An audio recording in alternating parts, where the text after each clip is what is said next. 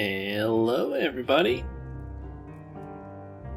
How's everyone doing? So, let's see here. Today we are playing, as you can probably guess, more Final Fantasy, because that's what I basically only play. And we're just gonna keep going with the MSQ, because, yeah, not much else really to do. Technically, I do have a bunch of other content that I could do, but yeah, MSQ is probably the thing that's most important that I do, currently at least. And that is like the thing that unlocks a bunch of the side content that I might want to do. Also, hey there, Fopple. Welcome to the stream. Okay, let's see here. Let's set the is going. So, tracks in the snow. What ho, chums. Been given something to do, have you? As it happens, I too have been ordered to make myself useful.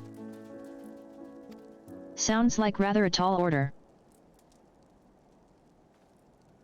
Ahem. Since you ask, we're to scour the Eblin Rime for survivors. What? Wander around ice fields on the off chance you'll find someone? You'd take forever to finish the job without the benefit of my expertise, or more specifically, my telescope. Come friends, I know just the spot to begin our search. I'll probably regret this, but we may as well humor him. Okay, so I think I mentioned this Friday during my stream there. I went ahead after we last did stuff here in the Calamol and got the Calamol to rank 2 so I could get the riding map so I could go around a bit faster. So honestly, screw the normal movement speed. It is so slow.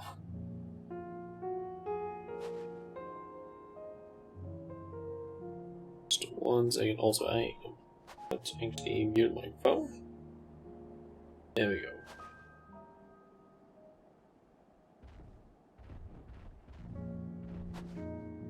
Alright. What are you spying? I wonder.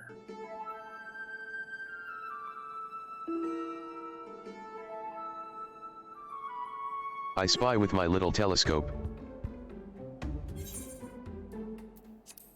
A massive, sheep thing. Or maybe it's a cow? Not what we're after, either way, is that an ether current? Ah, no, just a wind sprite.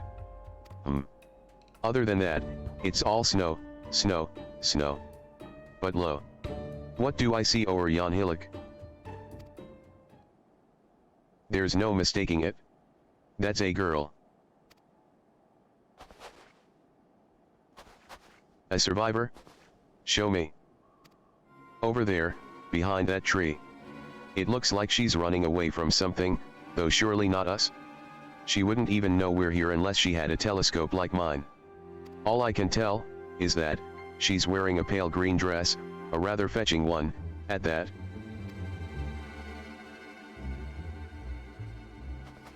She'll be long gone by the time we get anywhere near, but we should be able to follow her footprints.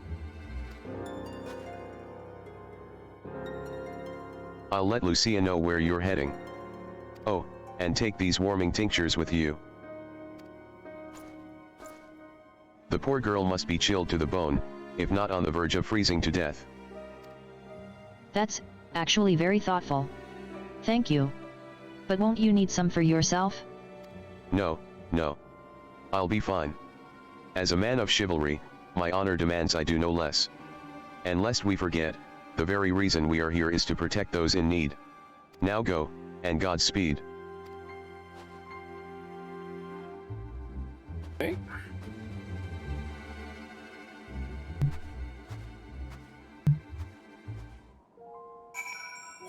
Think about it, I think all of Garlemald is one giant zone we level through, so I might want to look out for blue quests and possibly also Aether Currents.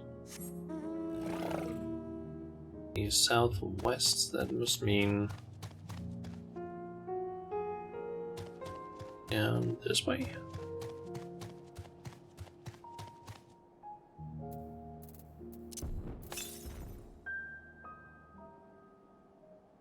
Wait, what? Now there's one there, did I?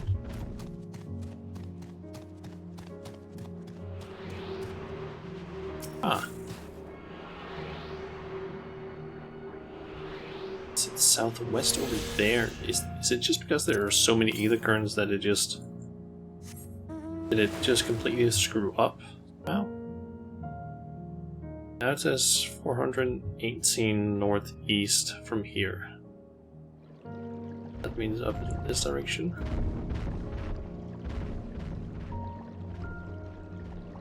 And we also need to look for those footprints. There they are.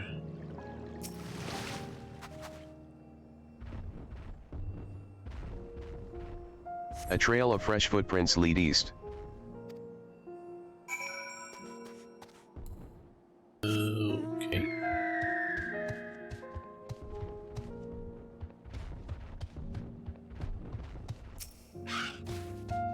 And guessing down there, or maybe...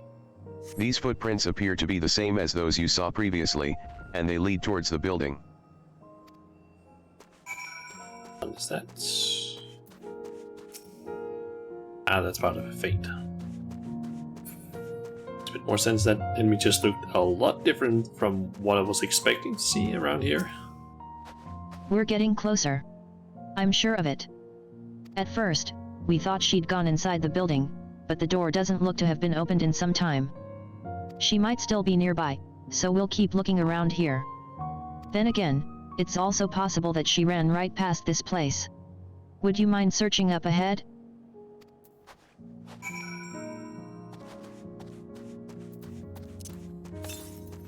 So, southeast from here is apparently where one of those Aether Currents are located.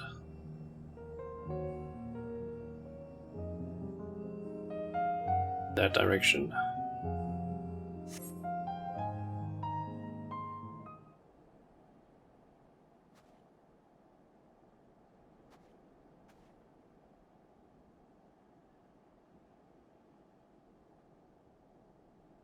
Ah, standing over by the tree there, it seems.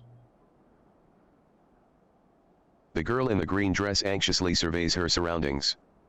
Were you to call out to her from this distance, it might attract wild beasts to your location. It would be safer to get closer first, but you must do so without drawing her attention.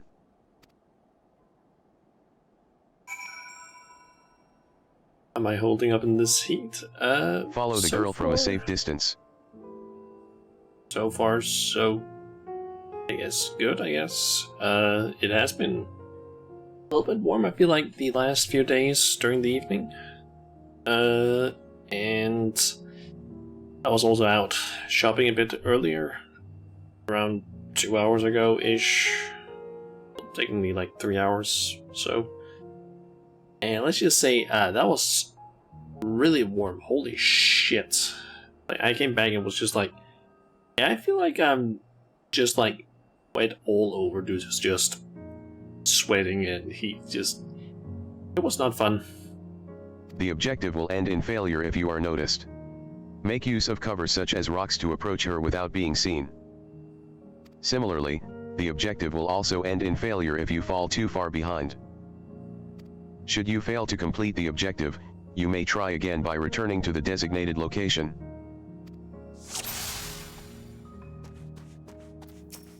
I can see...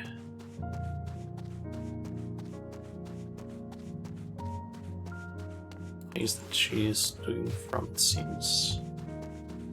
That she is looking. There's a drink of water out there. Don't worry, I got a bottle of water. Not frozen like it usually is, but I have a bottle of water at least, and I have also been drinking a lot of water after I got back home.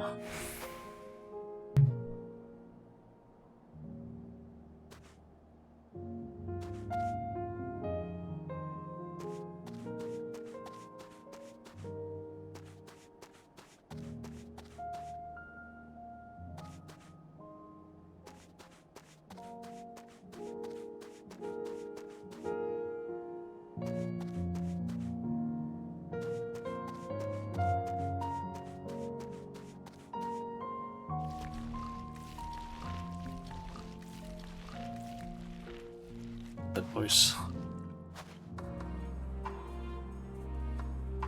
So far, this hasn't been too much of a... Also, where is she leading me? Is it gonna be like... possibly one of those two places, or maybe all the way up there?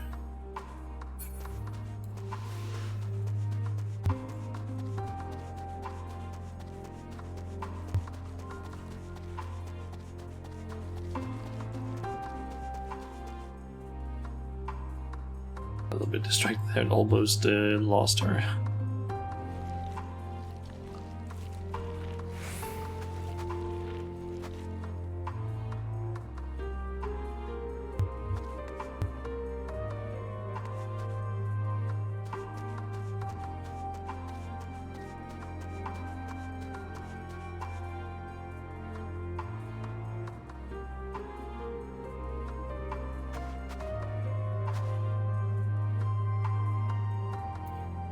I actually need to approach her, or do I just need to follow her?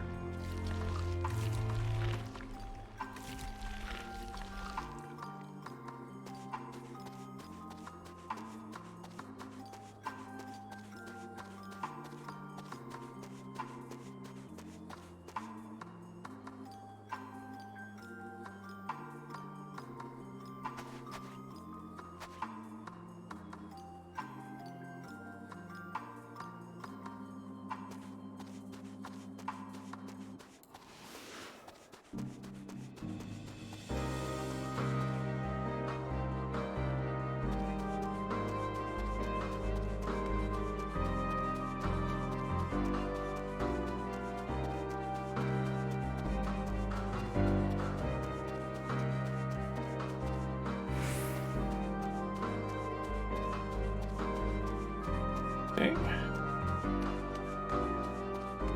Okay, mate. You're gonna go for a walk. Your dog. Good luck. Hey, good luck with the walk. It Phew. could potentially be very Still warm. in one piece.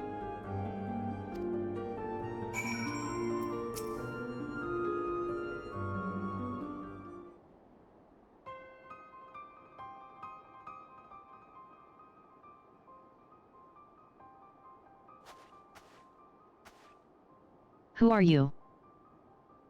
Stay back. This house is packed with explosives. Take another step and I'll blow this place sky high. Please.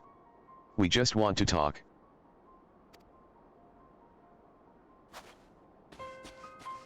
I'm Alphino. This is my sister, Alizea, and our good friend Shauna. We have no intention of hurting or taking anything from you or anyone else. I give you my word. We and our comrades have come to provide aid to the people of Garlemald. Aid? You savages are the ones responsible for all of this. You did this to us. What? We didn't, I promise you. One of the other reasons we came was to find out what happened here, in fact. The Telefora, we are the ones to blame. They're the ones who laid waste to Garlemald, and they won't stop until they've destroyed the entire world. They're the enemy, our enemy.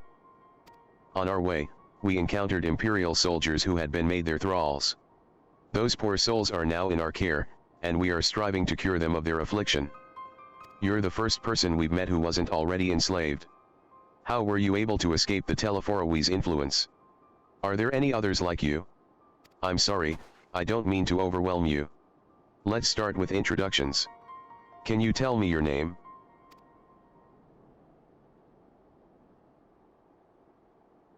My name's Licinia. As for how I've managed to stay sane, I've been asking myself the same question. Ever since that night, and the roar, that terrible roar. And then the screams. I was screaming too, I think. I'm not sure. I can't remember. Then came the silence. Everything was still. It was like waking up from a nightmare. I thought that maybe the fighting had stopped, so I stepped outside.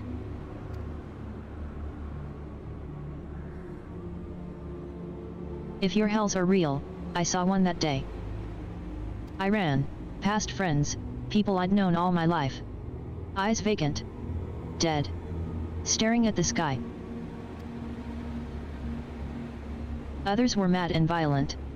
I saw them struggle with soldiers, but didn't stay to watch. I fled, as far as my legs would take me.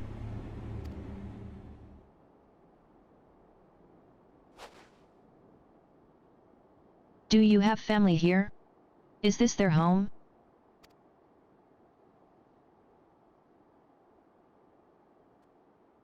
No, this is Victor's spoils. A mansion for retired soldiers. Or it was, but now me and a few others are, borrowing it. As for the explosives, I was making that up. I just wanted to keep everyone else safe, and I didn't know if you were. The truth is, our supplies are running low. You said you're here to help. Can you? Of course. Whatever assistance we can provide, we will. Thank you. I'd better tell the others first, though. Wait here.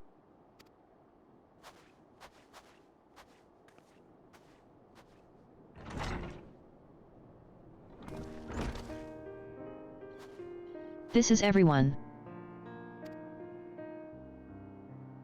Licinia says you can be trusted, but these are desperate times. We'd be fools to let foreign troops into our home.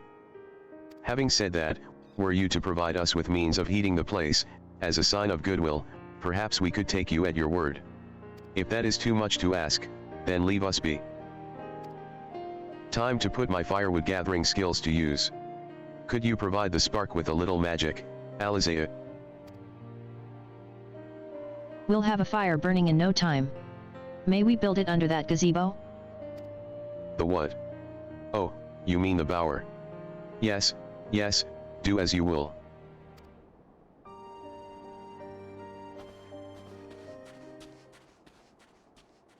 Alphino just loves gathering firewood for some reason.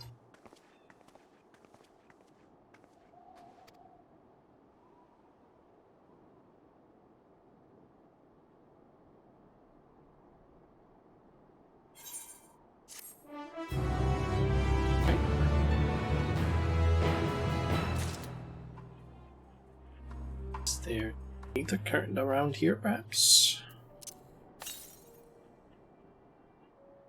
401 yards to the southwest, so probably like down here, I'm guessing. Okay, how the mighty are fallen. Sorry, I'm still finding it hard to come to terms with all that's happened. Now that you're here, though, I'm hoping things might change for the better. You know, I've worked up quite a sweat from all that running about, so I'll leave space around the fire for the others. As you can tell, they're in a far worse state than me. We were planning to look for somewhere warmer or with more food, but they're not going anywhere until we nurse them back to health, which I don't know how to do. Is there anything you can do to help them? See Alphino. Well, that's since he is the healer after all.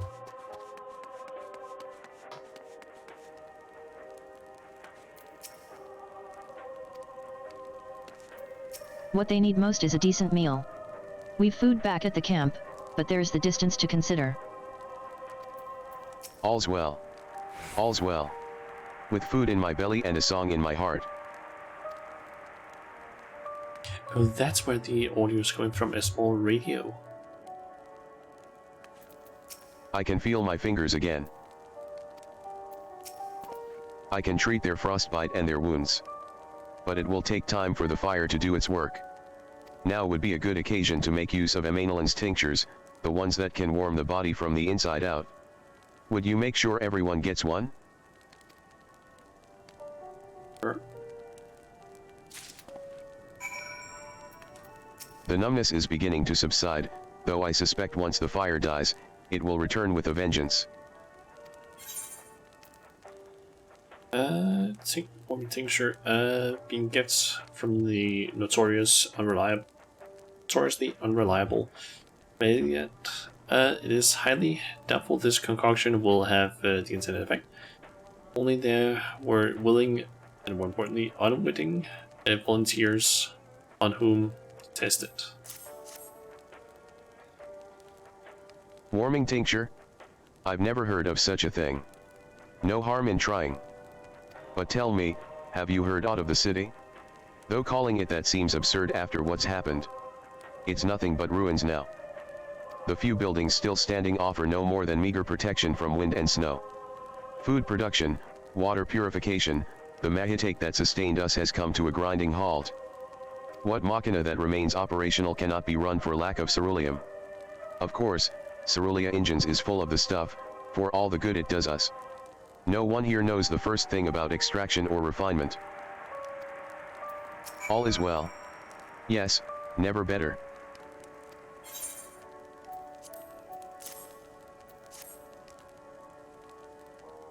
Oh, what sweet libation is this? Is it poison, by any chance? Ha ha ha. 'Twas a joke, a joke. Ha ha ha. Ha, ha. AHH. If I laugh, 'tis that I may not weep, so said the poet. And alas, my tears would freeze on my cheek ere they fell. We are the blessed damned, to bear witness to the fall of the great empire, while our brethren lie dead, or live on as puppets of flesh. First came the war, then came the roar. When morning came, Garlemald was no more.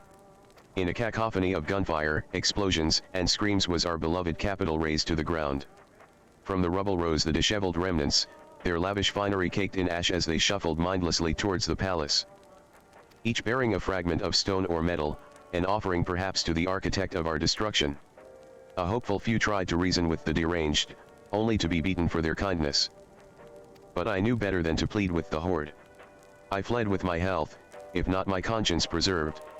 Now I wait with my fellow cowards for our final judgment.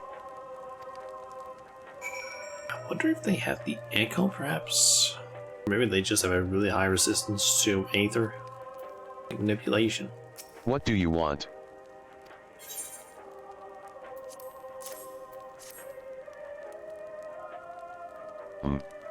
A tincture? May as well drink it, I suppose.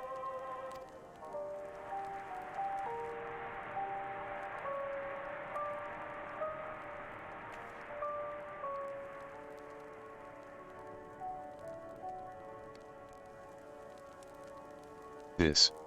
It's a radio. You don't have them where you come from, I take it? We use them to listen to messages sent by others, even over great distances. There are different types, but this model is by far the most popular. Made with quality components, crafted with the finest ore, sourced from Locus Amoenus, it is not all that useful since the capital fell into ruin. The people at the broadcasting station must have either fled or ended up like all the others, because all we've been hearing is the same music, being played over and over again. Home beyond the horizon, an ode to the brave men and women sent to reclaim our ancestral homeland of Locus Amoenus. We may have founded an empire in these frozen wastes, but we always hope to take back what was once ours. 'Tis a solemn reminder that though we must suffer great hardship, better days will surely come. Despite everything, I believe that Emperor Varus yet lives, and that he speaks to us through our radios.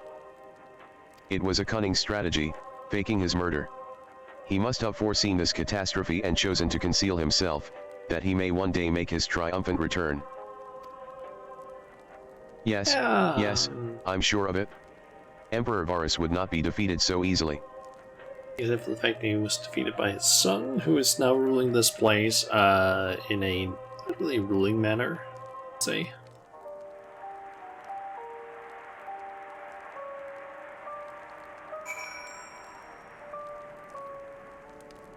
This kind of sounds like the melody that plays during, like the Guardian sort of melody.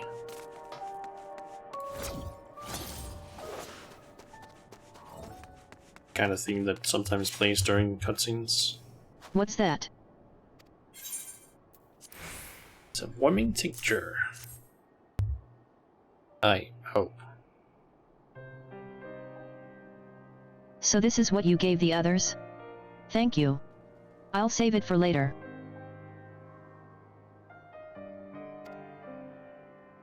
Actually, I've a few things to ask you.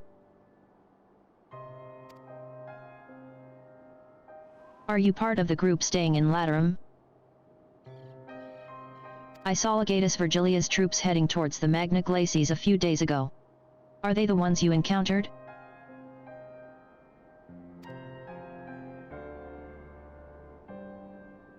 Camp Broken Glass, you call it. And Virgilia and her men are all there now. So how did you reach the Magna Glacies? Did you cross the mountains on foot?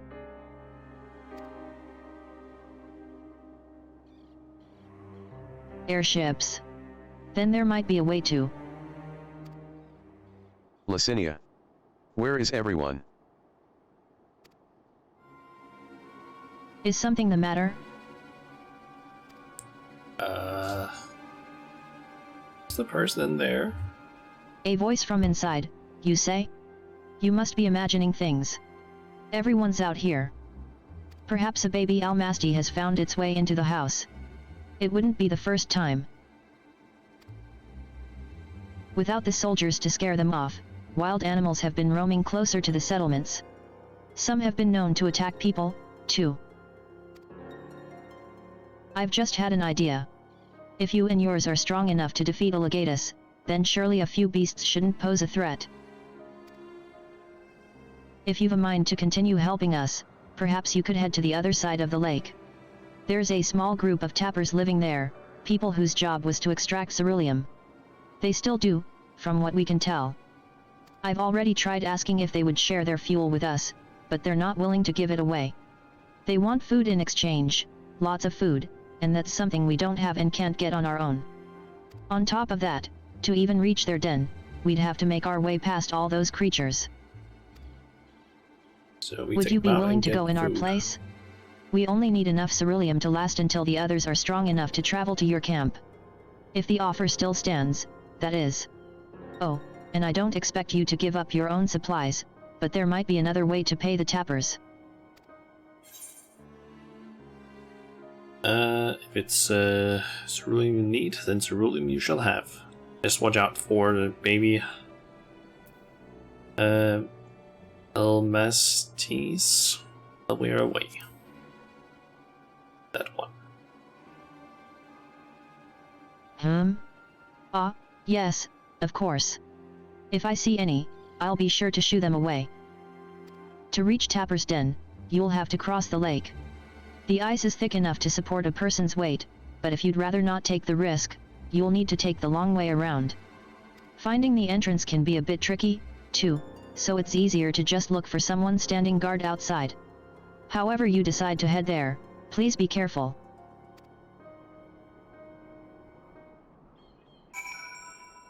And I'm assuming that's probably also in the direction of the current. The direct south from here. Apparently. The problem is just that I can't actually go direct south quite yet.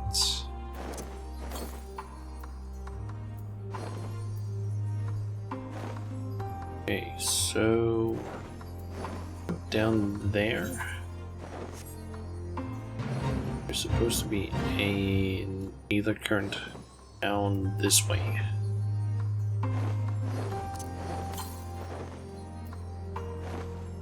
Comes to the south.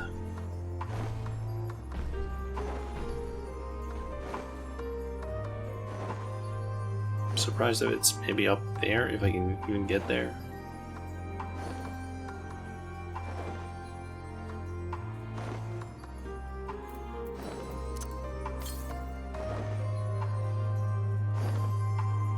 Ah, there it is. Can I get up there from this side?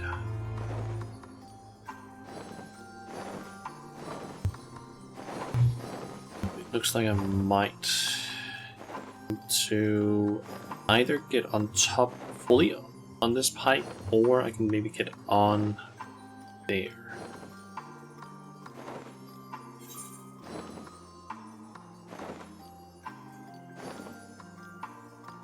It's possible to get on the pipe. It would be like down here, I'm assuming, but maybe jump on here.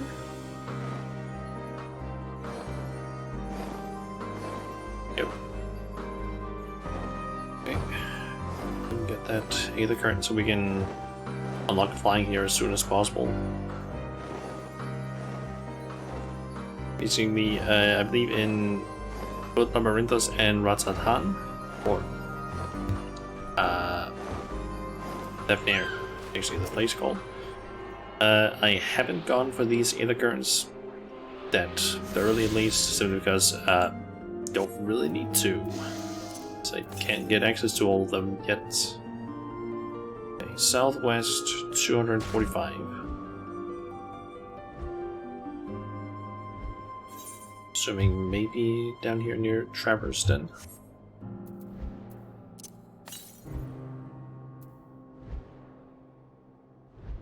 Still seems to be that. Yep, there it is. I need to find like a total of 10 of these, just placed all around the place. And then I think still be like 5 from certain quests. Yep. Next one actually. Okay, 500 north, so that's probably like up around here, I would assume. Who goes there? How did you find us? What do you mean I stand out like a sore thumb? If the purebloods over at Victor's Spoils hadn't given away our location, you'd never have found us. Those stuck-up arseholes thought they could come waltzing in here demanding ceruleum with nothing to offer in return. Huh? Looks like the boot's on the other foot now the capital's gone to shite. So they've resorted to sending you to negotiate?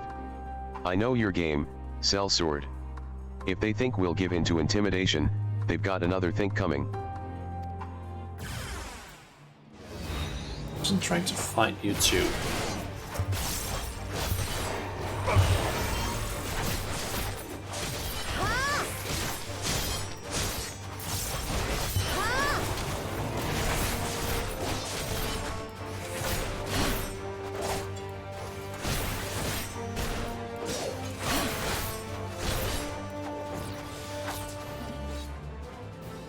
It's actually put on the soul, so I can use that.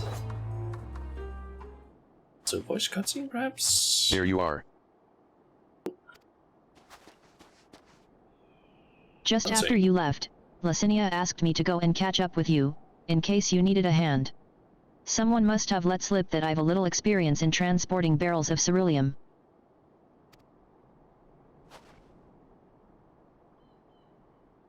So this is Tappers, Denmark. Well then, after you.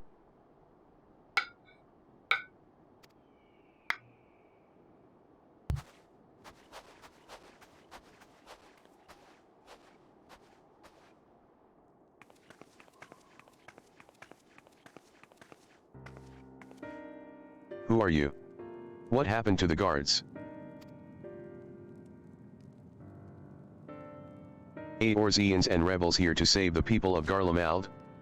That doesn't make any goddamn sense. Why in the hells would you pass up this chance to put those imperial bastards to the sword? Let me guess. None of you are Garlean? You were brought here from other lands? Garabanya, Yangzia, Bosja, Dalmasca, to name but a few. Some dragged here against our will, others fed bollocks about a better life, all put to work extracting ceruleum.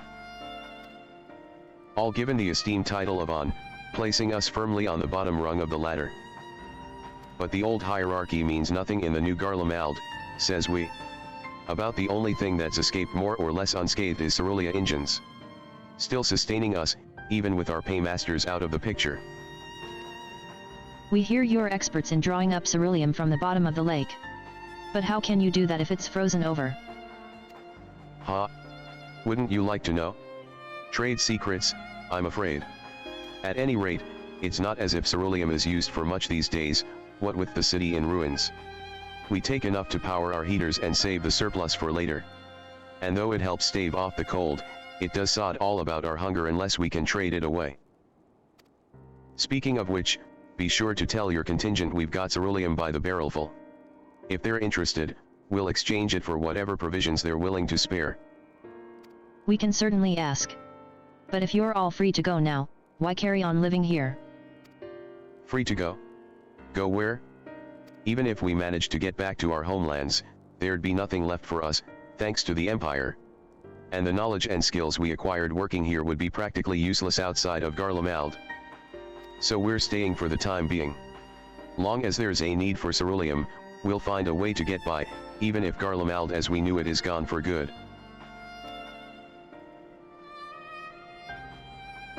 Gone for good.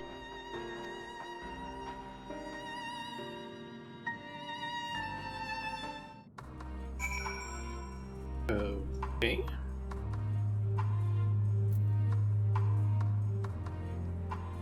So there's a few people in here, but not a whole lot.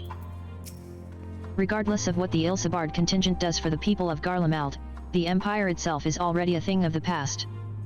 For many, that would be a cause for celebration, while for others, their whole way of life will have been turned upside down. After all the atrocities committed in the Empire's name, perhaps it is for the best that it is consigned to history. But what of the ordinary people, their lives, their stories? Should they be forgotten too? I suppose there'll be plenty of time to ponder that later. For now, let's see about getting some ceruleum. Okay. Also, no blue quest yet. The end of the trail? Trail. Yep, at the end of the trail. So, you've come seeking ceruleum, have you? What? Those purebloods up at Victor's spoil sent you? To turn to their enemies for help, they must be more desperate than I'd thought. Then again, Licinia's got her little sister to think about. There's the one inside, I'm assuming. A sister? But we only saw Licinia and 3 men. It's possible she died from whatever was ailing her. If she needed treatment, I doubt there'd be any way to get it around here. I may have refused Licinia at first, thinking she'd come back with something to exchange, but I can spare them a bottle's worth of ceruleum. Consider it a reward for introducing me to the rest of your contingent. Be sure to send them our way, you hear? I can't for the life of me think why Licinia would keep her sister a secret from us, but we can ask about that after we've delivered this ceruleum. Come on, let's hurry back. I wouldn't be surprised if something bad has potentially happened. Also, I might as well try and see if I can get the Aelicron that might be up this way. Should just be straight north from here, yep. 414.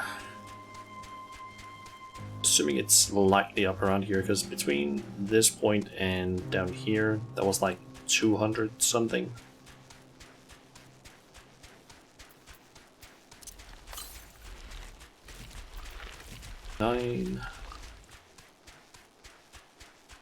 And specifically northwest.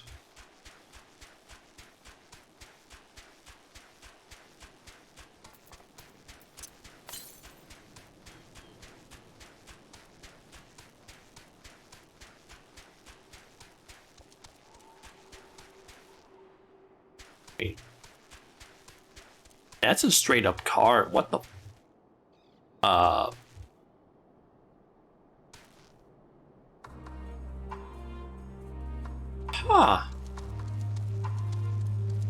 I think that's the first time I've seen like something that looks like an actual car in this game.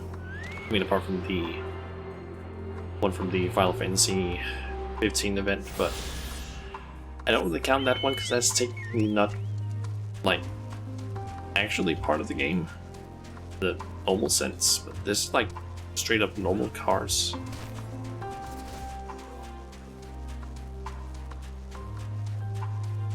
Ah.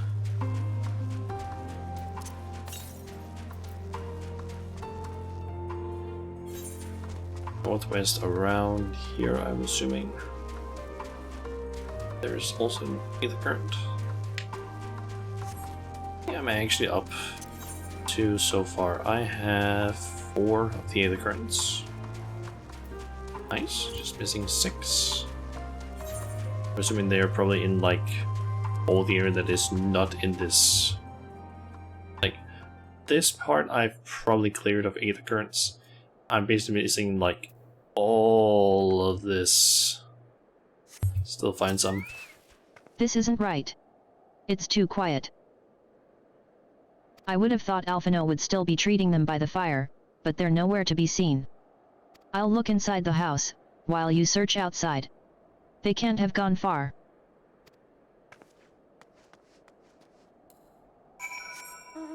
Search for Alphino. Fire's also gone. Are they? Perhaps there.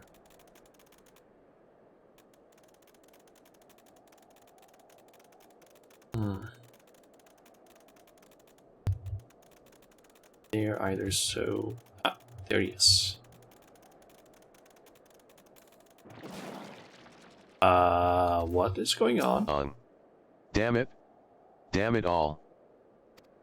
It's like they started fighting Alphino, perhaps.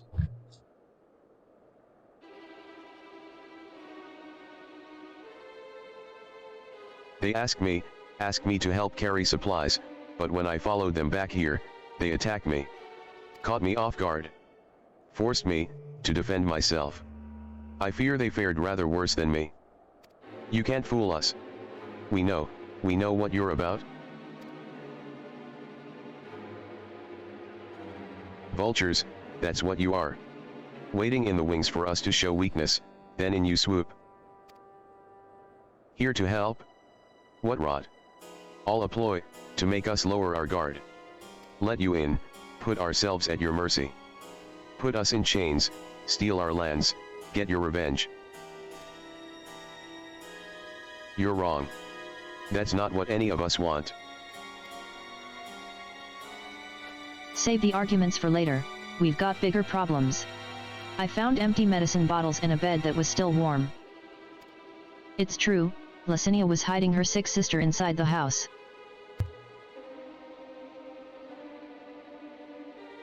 But now, there's no sign of either of them. Where are they? Where did they go? Away from you and yours. And if you think I'll tell you, you're a fool. I'd never give up my people.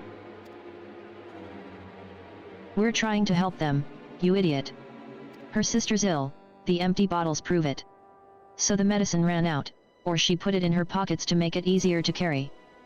Or to avoid the sound of clinking glass. There are beasts everywhere, how could you let them go alone? To protect them from you.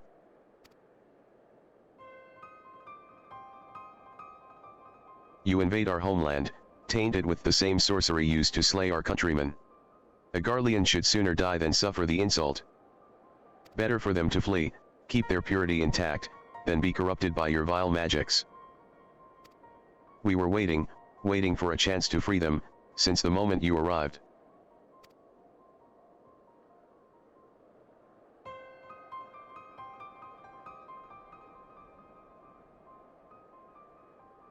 This is getting us nowhere. I cannot say how Licinia and her sister will react when we find them, but find them we must. Go on without me, both of you. I first need to tend to my injuries, and theirs. I will join you in the search after. All right. Be careful. We'll do our best to find them quickly.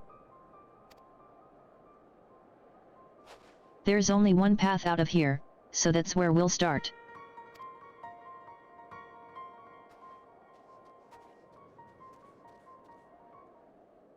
Okay. Anything else to say? Rob us of our lands, rob us of our pride.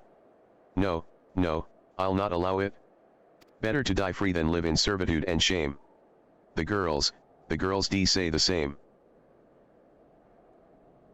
Die free than live in servitude and shame. You do realize that's what you've been doing to all the fucking countries you've invaded, you dipshit. God, I feel like a lot of the Guardians have basically been kind of brainwashed. Not literally, but like, with how the ideals have been like all the stuff that has been said to them, like, Jesus Christ, we're trying to help you. And not in the same way that you were kind of like trying to help the savages, invading their lands and taking people to help you keep invading people. No, we are trying to help you because there's if you haven't noticed, there's a giant fucking tower over here that's literally making your countrymen insane, or literally mind controlled. We're trying to fucking help them, you fucking idiots. God, I wish you could fucking slap him. I will follow as soon as I can. After I've given them some basic treatment, I'll take the men inside the house and use a light sleeping enchantment to help them rest, and ensure that they don't cause any more trouble. I'm sorry, but this is something I must do. Hey, Alphano, you do that.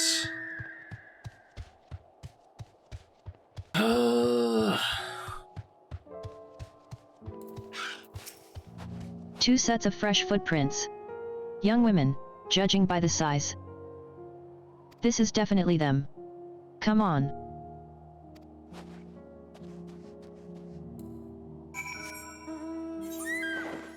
Okay.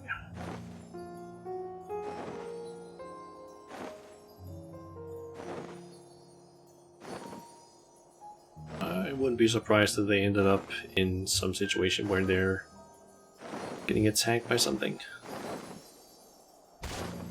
Holy hell, it's too warm still. Yep.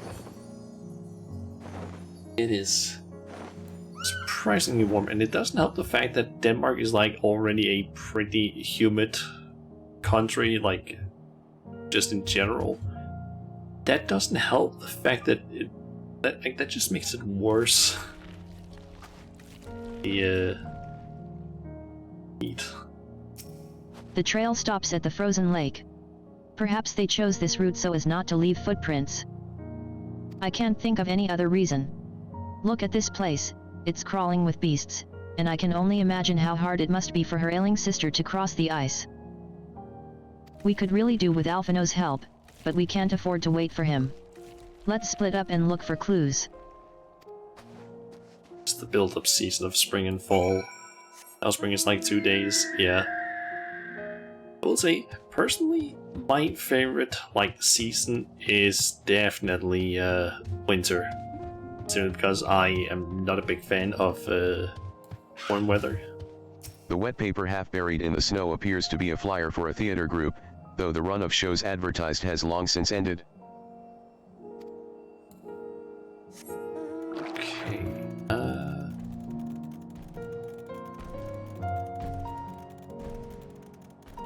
person here. I mean, to be honest, I am also born in winter season, so it kind of also fits a little bit.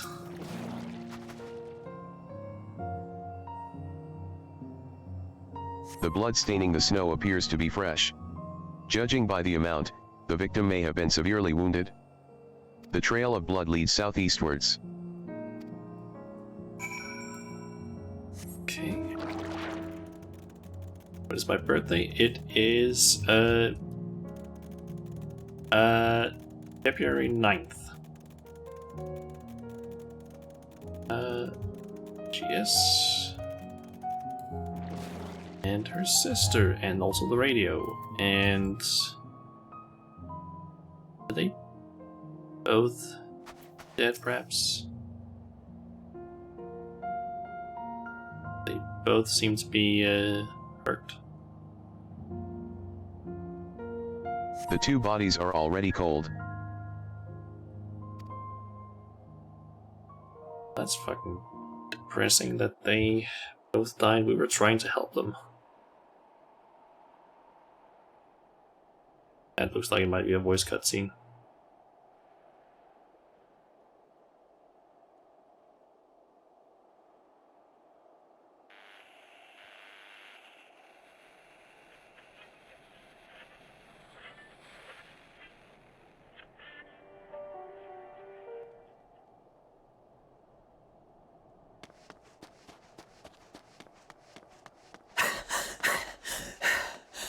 That's a voice cutscene.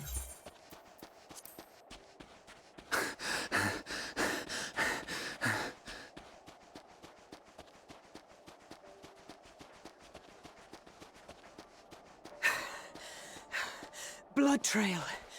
We found one. They were attacked.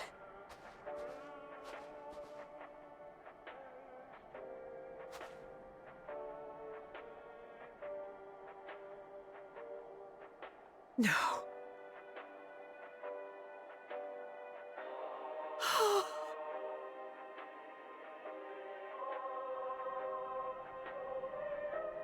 Why? Why wouldn't they?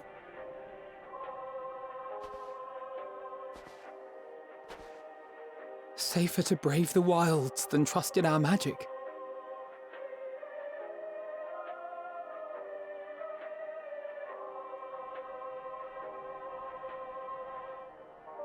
We should have...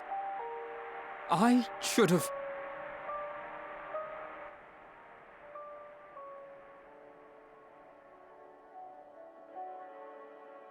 We can't leave them like this. We have to take them home. What if we're only making it worse?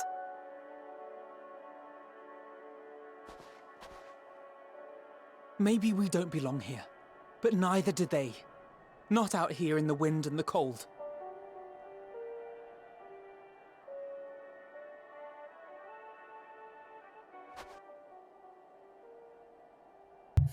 Get something on that throne before 9th of February, I guess.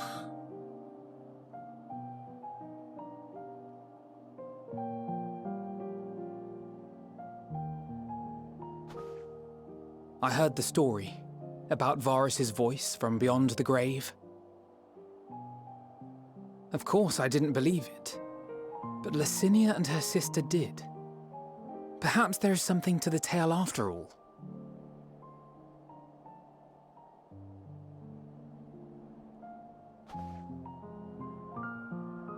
I want to understand.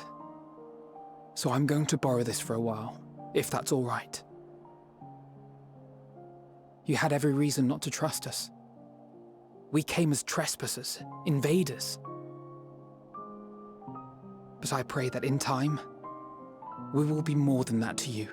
That we will find a way to help your loved ones. And see that no more children are left to freeze alone in the snow.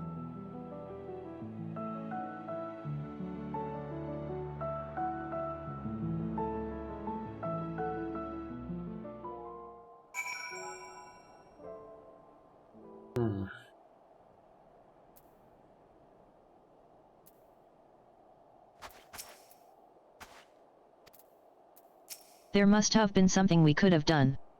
But what? Should we have never come here? Would they still be alive if we hadn't?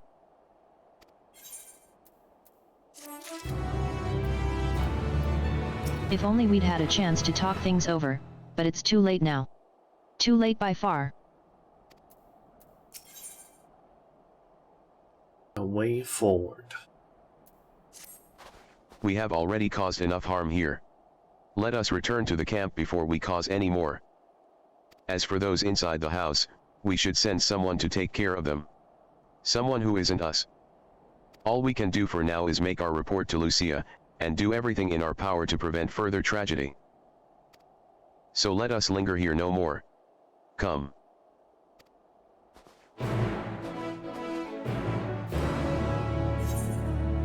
Okay. And I think more quests have showed up. Wrong. Okay, let's see. Where is the nearest ether current from here? 513 northwest. Thinking I can maybe go and try and get that one.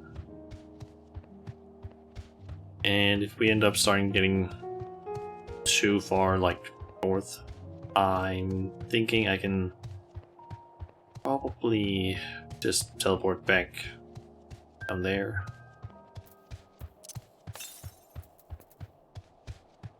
Okay, 269 to the northwest. It's here in the outskirts of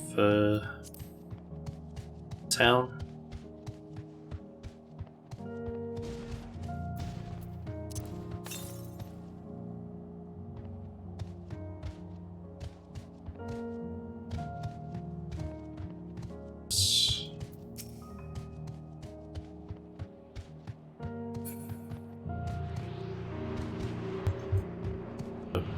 too far there.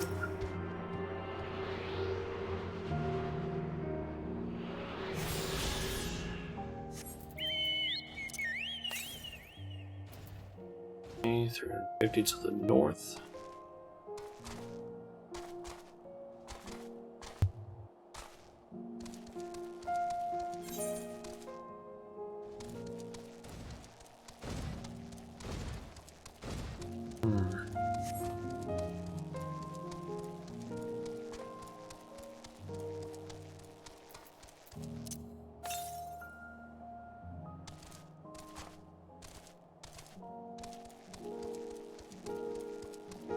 Pretty damn close to the tower, to be honest.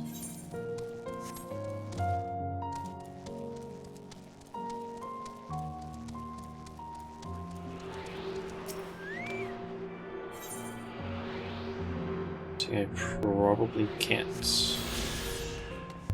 I can't. Oh, yep. I am able to enter this place.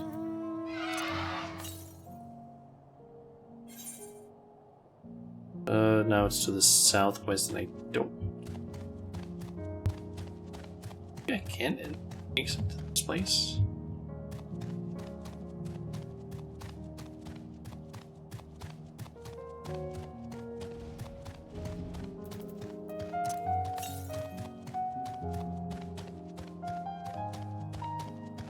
There it is.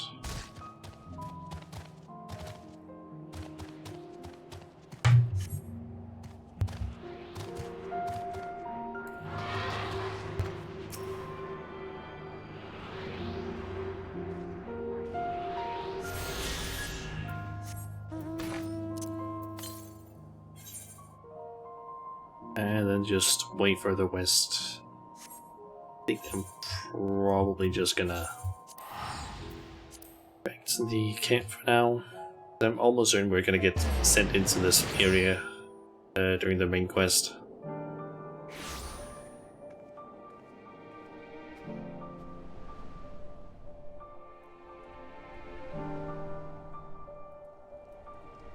Okay, more to Lucia. Or Lucia. Alizé and Alphino tell me they have finished their preliminary search for survivors, but refrained from saying much more than that. And they both are still sad.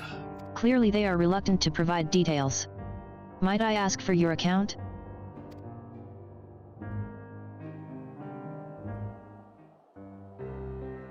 Oh, that's almost certainly a voice acted cutscene.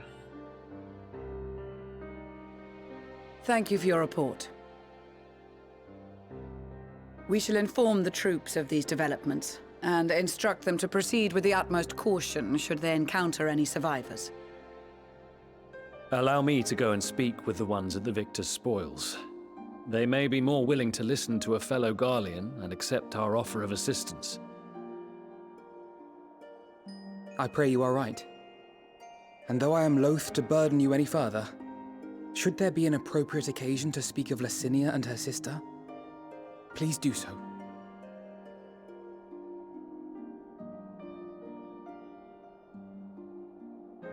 I am sorry to have put you through this. My distress is nothing compared to their suffering. So tell me, what else have we learned?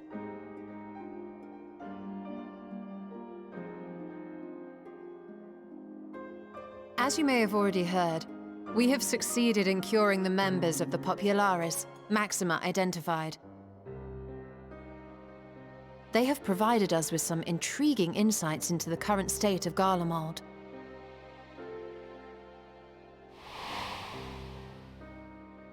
The assassination of Emperor Varus was the catalyst for the civil war. Nerva declared his claim to the throne, and his opponents refused to recognize it.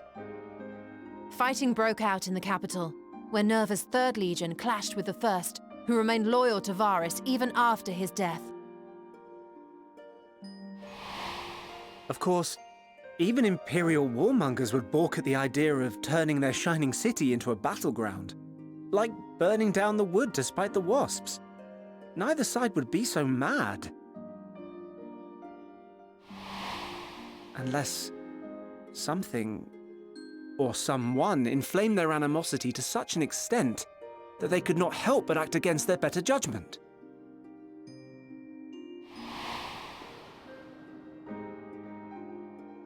It brings to mind events of the Gimlet Dark, does it not? The Emperor's sudden withdrawal from the front lines, specifically. Nerva and his father, Titus, Varus's then political rival, took advantage of rumors that Crown Prince Zenos had been possessed by a demon. Elidibus, what better way to disparage your enemies than with the truth, or a close enough approximation? Indeed. But before their accusations could be substantiated, many of Titus's followers were silenced. While some were merely stripped of their status, others died under curious circumstances. One after another, suddenly and suspiciously. Again, Elidibus. Like as not, he had a hand in it. No evidence was found to implicate Varus, certainly. Nevertheless, Titus, Nerva, and the Third Legion would have judged it a brazen attempt by the Emperor to rid himself of his political enemies. And then, in the midst of this growing turmoil, Varus Sosgalvus is murdered.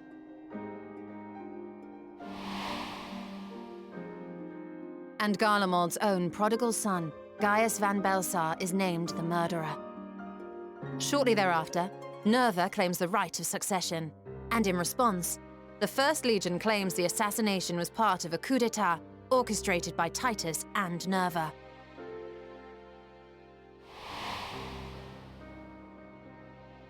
So no one is at fault, and everyone else is to blame.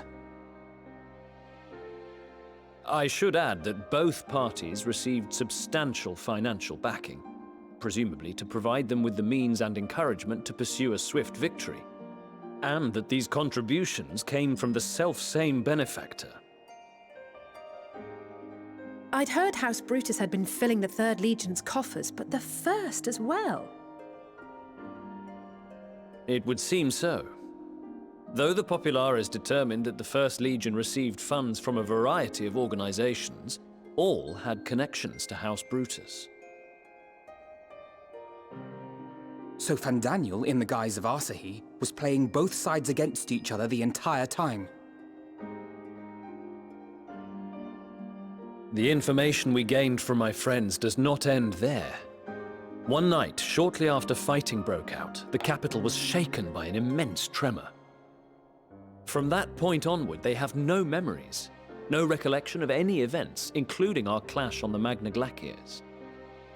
But when asked about the Imperial Palace and its bizarre transformation, they somehow recall Emperor Varus giving them orders in their dreams. May the Tower of Babel stand as testament to the glory of Garlemald. This sounds awfully familiar. We have something to show you all. Okay. The radio. Varus spoke to them through this radio. Perhaps it was a recording, but if not, that would be inexplicable.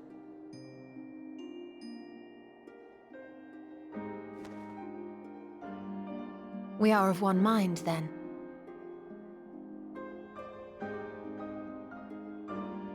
The ether that permeates the ore used in this device is almost identical to that of the talismans.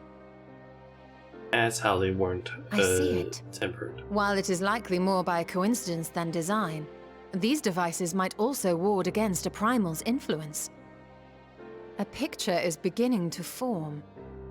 If the tremor felt throughout Garlemald was a wave of ether emitted by a primal, then while those within range would have been tempered, those huddled around a radio desperate for news concerning the Civil War would have been spared. No wonder Licinia kept it close. My friends, I must speak with you. A young man was caught trying to steal our supplies. He is a soldier of the Iron Men, we think, but one who has not been made thrall. Thankfully, Magni restrained him before blood was spilled. The stranger is outside, if you wish to ask him questions. I think we do.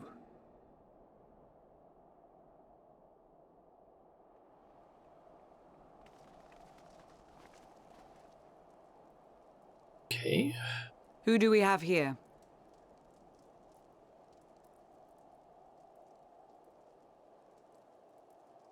Garleans?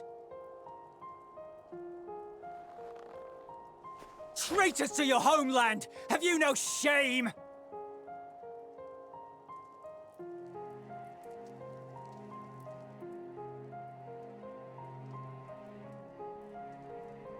I am Lucia Junius, a temple knight of Ishgard.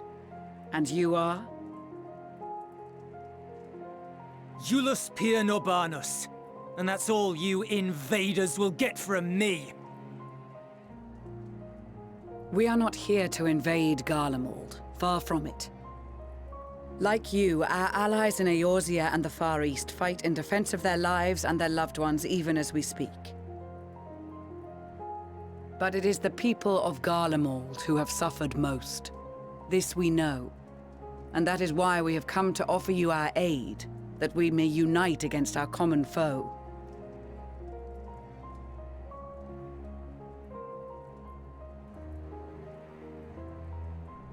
Whether you believe me or not, those are the facts. Now, answer me this. Why would a proud soldier of the Empire be reduced to stealing? The situation must be dire indeed for you to go to such lengths.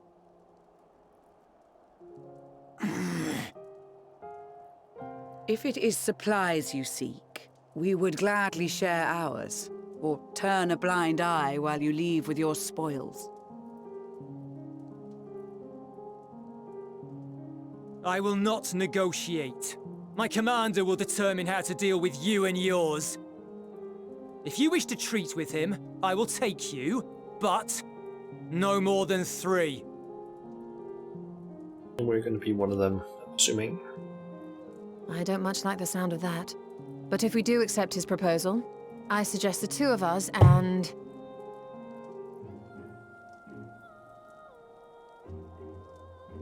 Oh, perhaps. Please allow me and Alize to act as envoys. May I ask why? We have seen with our own eyes the hardships the Garleans face. How their futures and lives hang in the balance. It's not the warmest invitation, but it's an opportunity to prove our intentions true. Maybe not a chance to make things right, but a chance to make them better.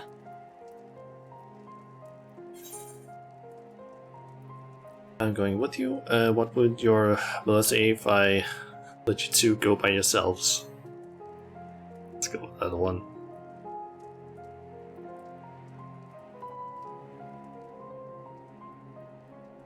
I can see that persuading you otherwise is a lost cause, but you will proceed with the utmost care.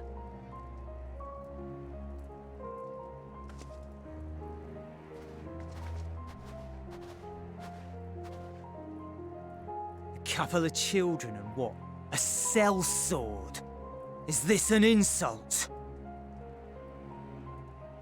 Not in the least. You will find that they are more than qualified to speak on our behalf. There are many dangers on the road ahead. I will need that back.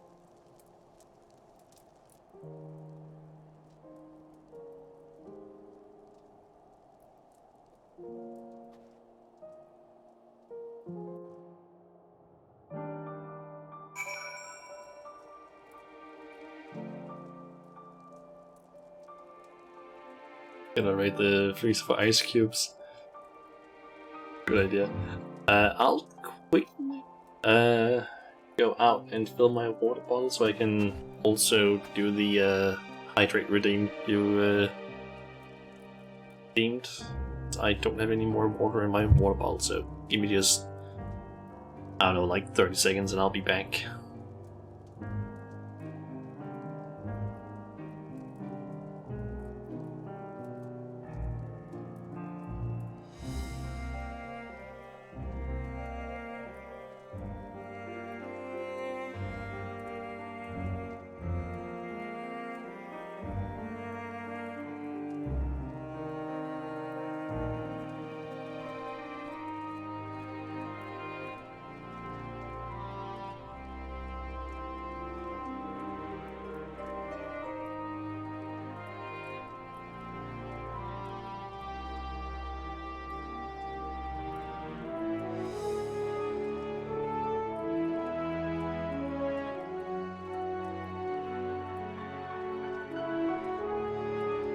Alright, I'm back.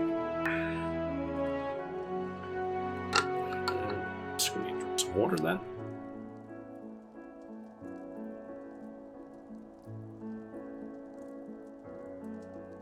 Alright. Said your farewells, have you? The lowly task of keeping watching over provisions would not normally befit the sun. But these being unusual circumstances, I will let no man take that which is not by rights theirs. They made of lightning McQueen. That was damn fast. I mean, I just went out into the kitchen, filled up my water bottle, and came back. And it's not really that much it needs to do after all. I worry they were not in the best state of mind to volunteer for this undertaking, but what's done is done. I know you will take good care of them, and yourself as well, I trust. They are resilient in the face of hardship. You as well. But good intentions and stubborn determination alone will not be enough to bring our mission to a successful conclusion. Be on your guard.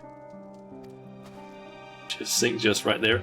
I mean, my apartment isn't exactly that big, so it takes like, I don't know, at most,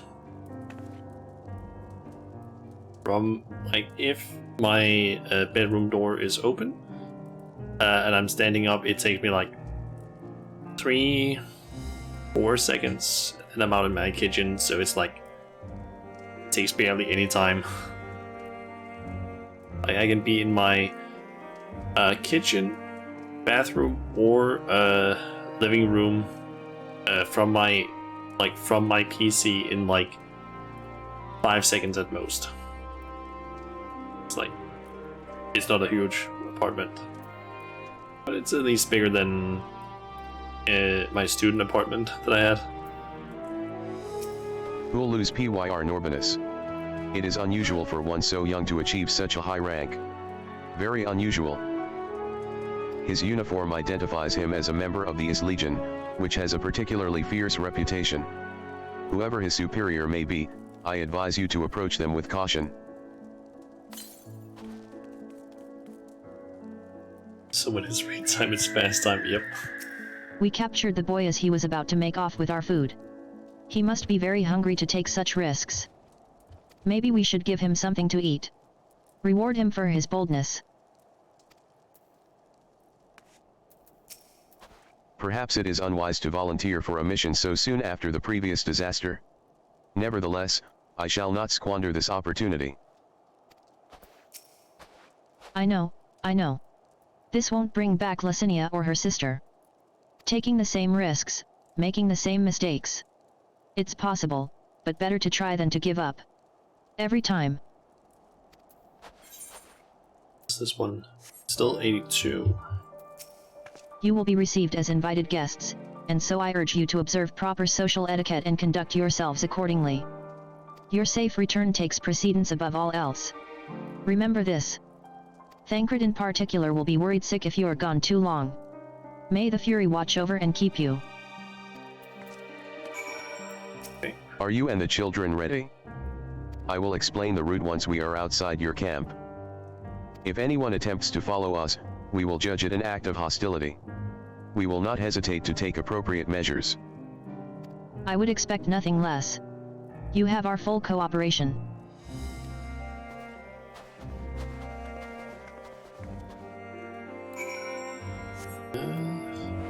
Here's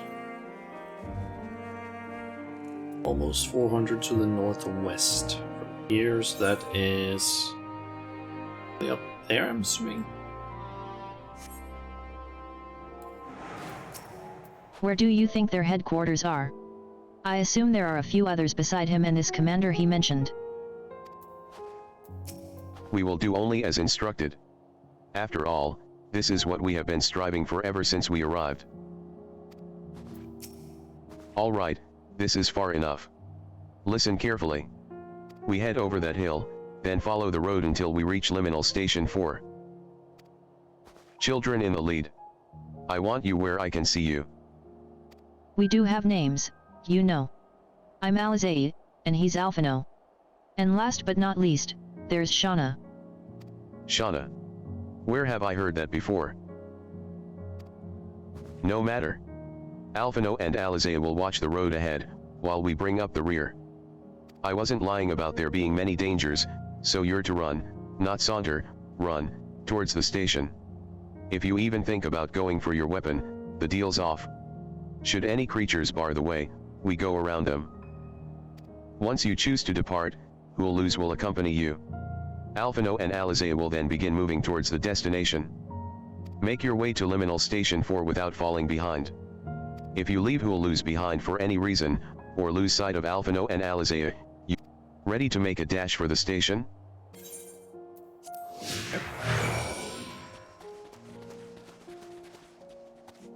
Oh, he is already falling.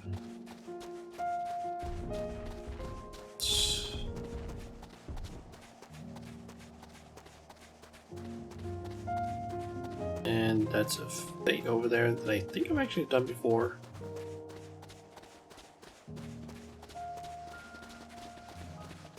We hunted high and low for these provisions. Last person up there near the fate. Assuming it's that place we need to go to, maybe.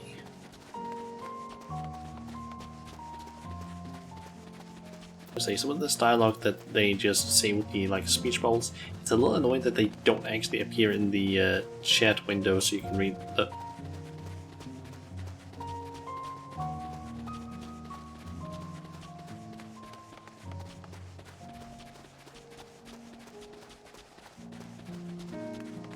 Alphino is also assuming that up there is the station.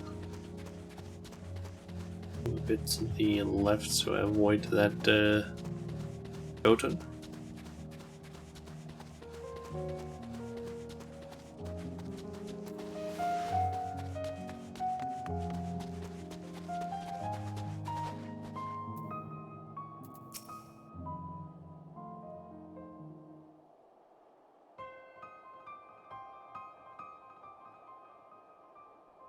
This is it. The first stop, that is. Okay.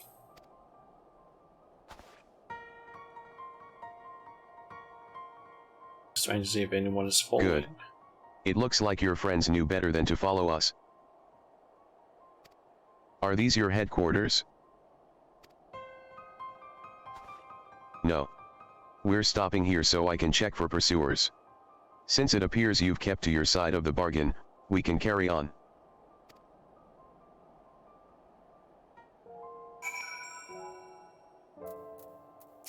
North of the station is Regio Domorum, one of the main residential areas.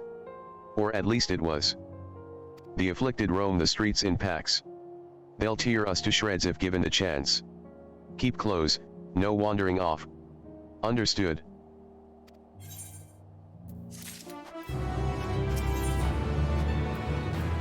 Last bastion.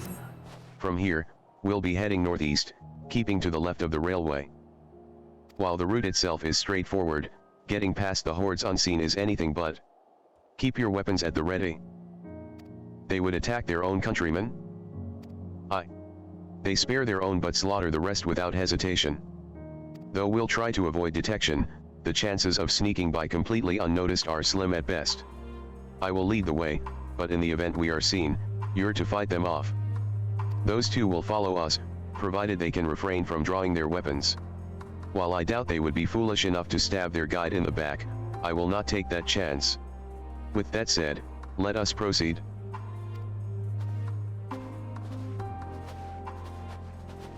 Should we just go to a location? Yep. The timbered soldiers.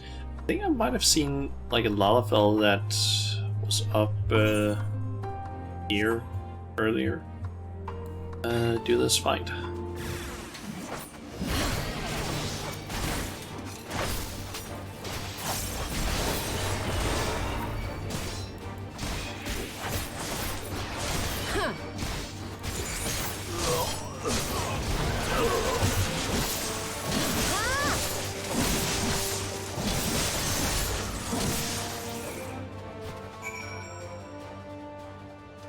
Gotta love. I'd say I love the look of the Enshroud when you use that. Only problem is just that you don't see it a whole lot up close. The cool effect and like get long hair it seems, or maybe that's not hair. I don't know. I see why your comrades chose you. I love the fact that it like has an actual visual effect on your character. Who'll lose? Our contingent has a cure for the afflicted, or tempered as we call them.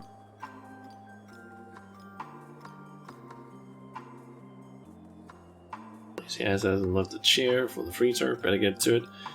Still don't want the popsicle. There are 3 flavors. Don't worry, I have some out in my freezer as well. So my freezer is starting to get a bit packed with all the stuff that I have out in it. Your people would need to be taken into custody that we may administer the treatment, but they would eventually regain their sanity.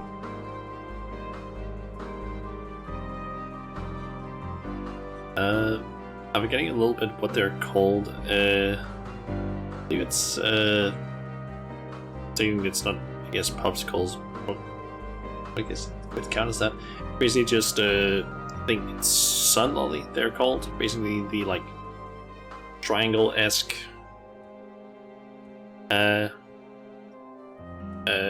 soda.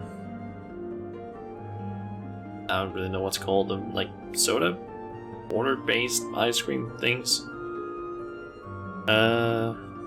And lollies. Okay. I basically just usually buy the cola flavor because that's the one that I kind of prefer. Is that so? For all I know, your treatment would simply force them to forsake one master for another. As far as I and my legion are concerned, they are no longer our people. They're beyond saving. Those who thought differently and tried to reason with them were butchered for their bleeding hearts. Come, we have to keep moving.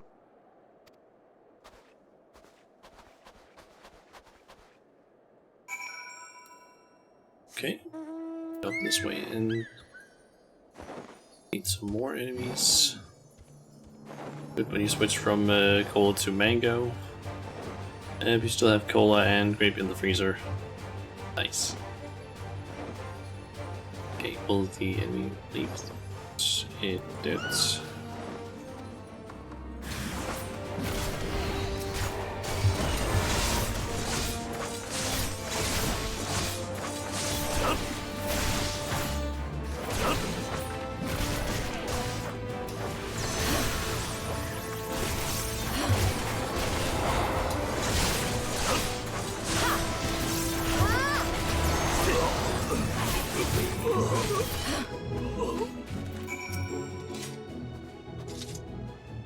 Looks like we're not being followed. We will continue onward.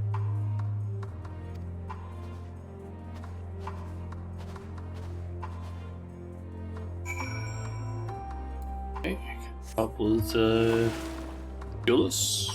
I actually still don't know how exactly to pronounce his name, but I'm assuming it's Julius. I meant what I said. These people deserve only death.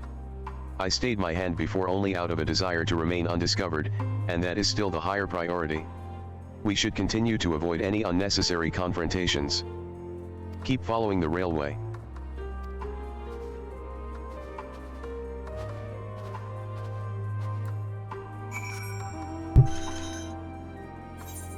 Okay, I think we might be going up to this place.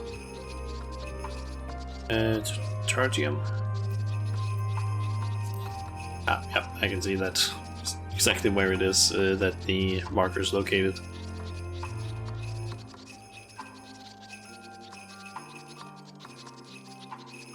Okay, there they are. What is going on with them?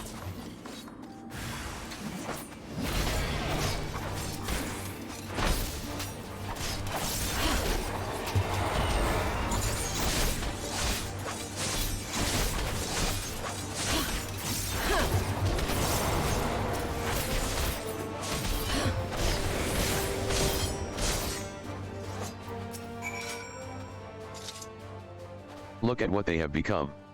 Would you still stand there and claim that they can be cured? Those exposed to a vast quantity of a primal's ether may suffer severe corruption. Even with treatment, such victims are beyond salvation. Then you admit it?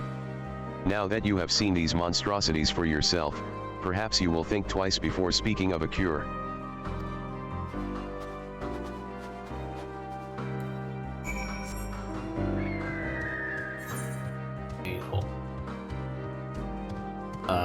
What?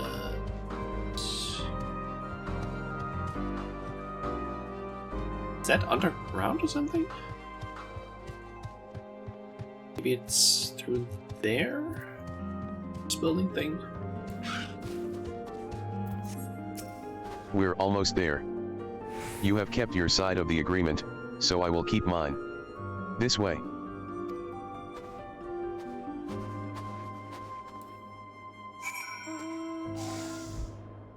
It looks like that is in fact where we need to go. This is Tertium, one of Garlemald's largest stations. It now serves as our headquarters. I've already sent the twins ahead. I will be with you soon, so wait for me at the bottom of the stairs. Okay.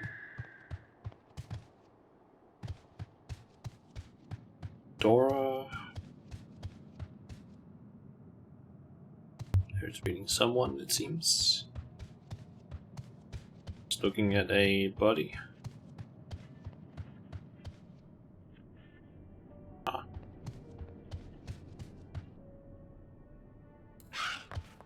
I gotta check really quick. Can you?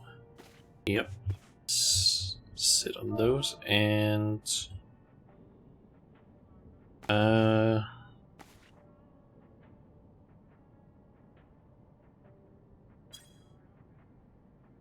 Nope, can't use those on those, unfortunately.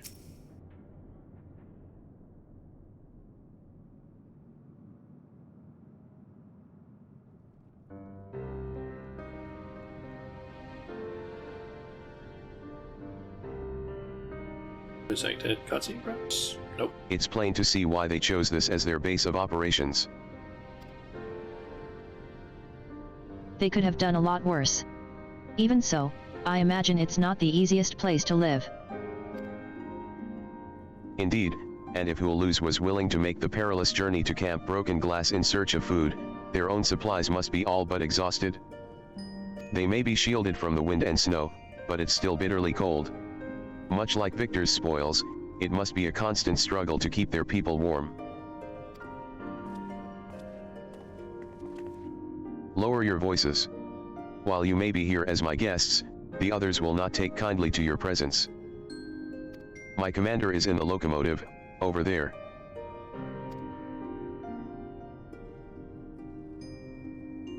Okay.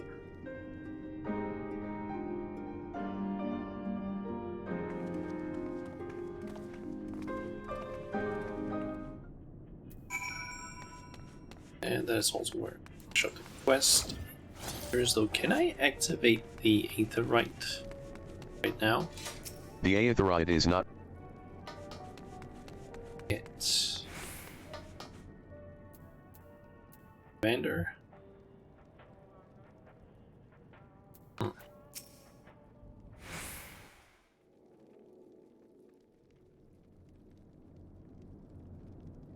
That looks like it might be a voice cutscene. These are their chosen representatives.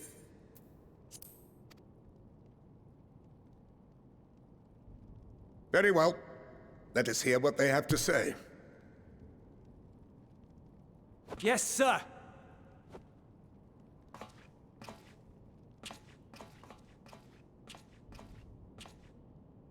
I present to you our commander, Lord Quintus Vankina, Legatus of the First Legion. Oh. The first? I had no idea you had survived.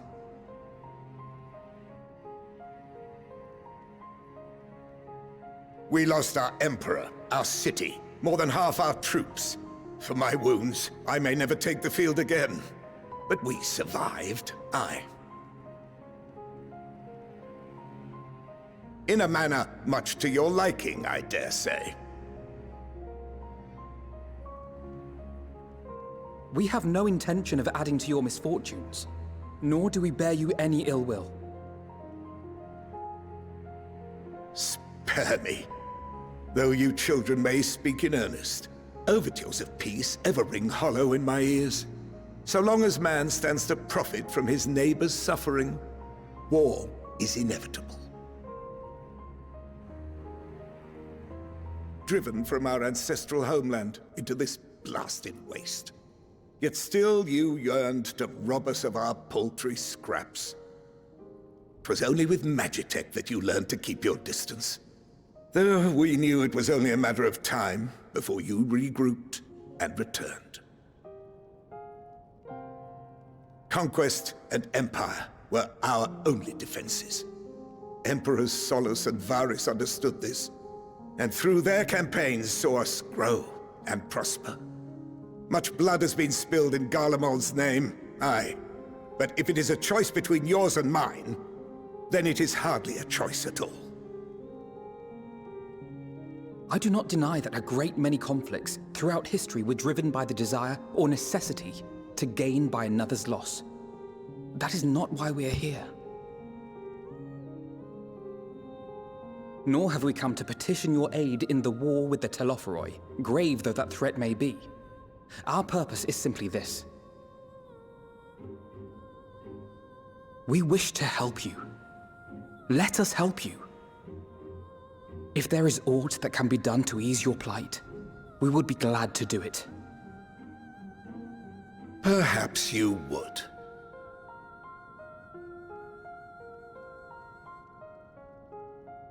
But regardless of the ideals you espouse, your leaders would not send an army into Garlemald if they did not stand to benefit. If we accept their aid, they will expect their efforts to be rewarded once the Telophoroi are no longer a threat. And after compensation and concessions, the great empire would be brought to heel. Her enemies rejoice at her downfall. Our third eye, a mark of shame. We won't stand idly by and let your people be humiliated. And we're not alone in that. We only want to make a difference, to make this world of ours better. Surely you can understand that. What I'm trying to say is, there are so many people who just don't care about making you suffer. And maybe that's almost insulting after all the suffering you feel the world has subjected your people to, but believe it or not, that's the truth. And now we're here, and all we're asking is for you to tell us what you want, what you hope for. So much blood has been shed, so much lost. All because of this endless war. Who wouldn't want to end it? Can we not work together to face our problems as one?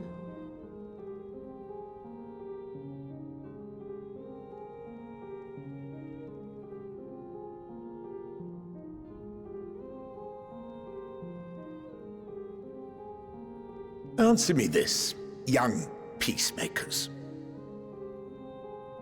If a world without conflict is your desire, Why reject the unity and prosperity of Garlemald? Is it because we do not share your faith?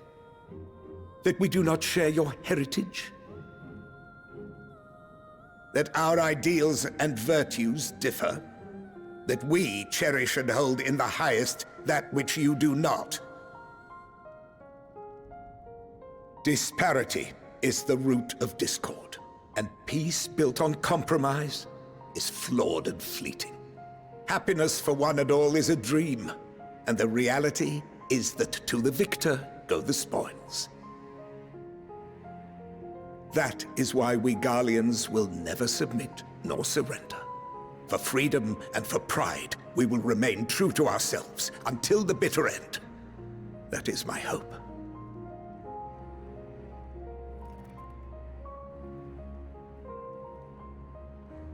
It seems there is nothing more to say on the matter.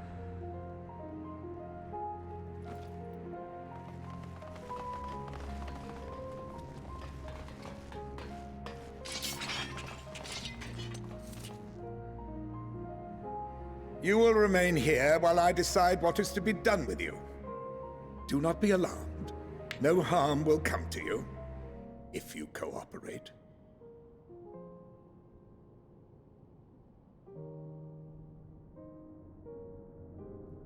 We will not resist. However, as your guests, I ask that we be allowed to speak with the other members of your group. As you wish. I had no intention of locking you up, as by dawn you would be frozen stiff and you're no good to me dead. You are free to move about the encampment, but there is one condition. Collar them. Okay.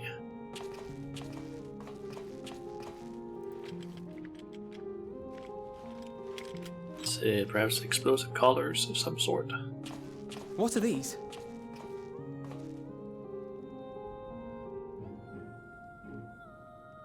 Incentive. You'll be watched at all times. Stray too far or act suspiciously, and we will administer a rather painful shock. Shock collars. Stop! Keep away from that one. Okay. The champion of Eorzea is not so easily cowed.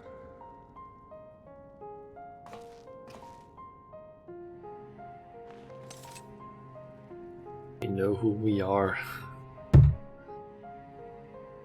Even if she allowed herself to be collared, the shock would be no more than an itch. No. If she refuses to obey, we will activate the twins' restraints instead.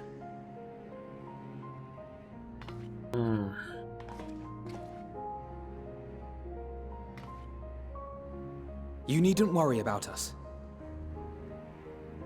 We'll forget we're even wearing them soon enough. Even now, you still... Why go to such lengths? What is it all for?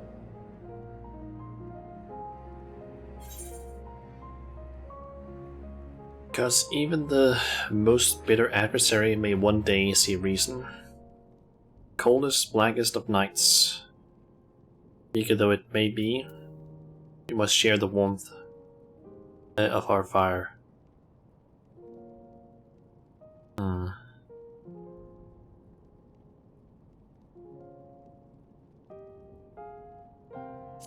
Let's go with that one.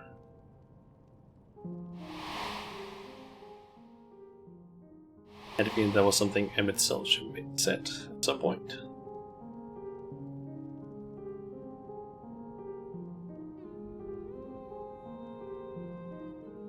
You are a curious one. A far cry from the merciless barbarian others paint you to be. You will be their warden. Take them away. Yes, sir.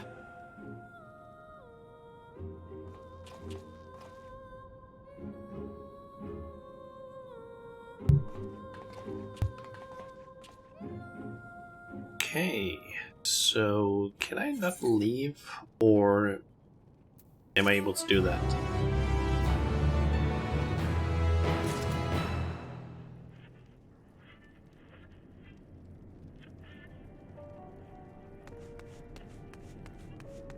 Use this one yet?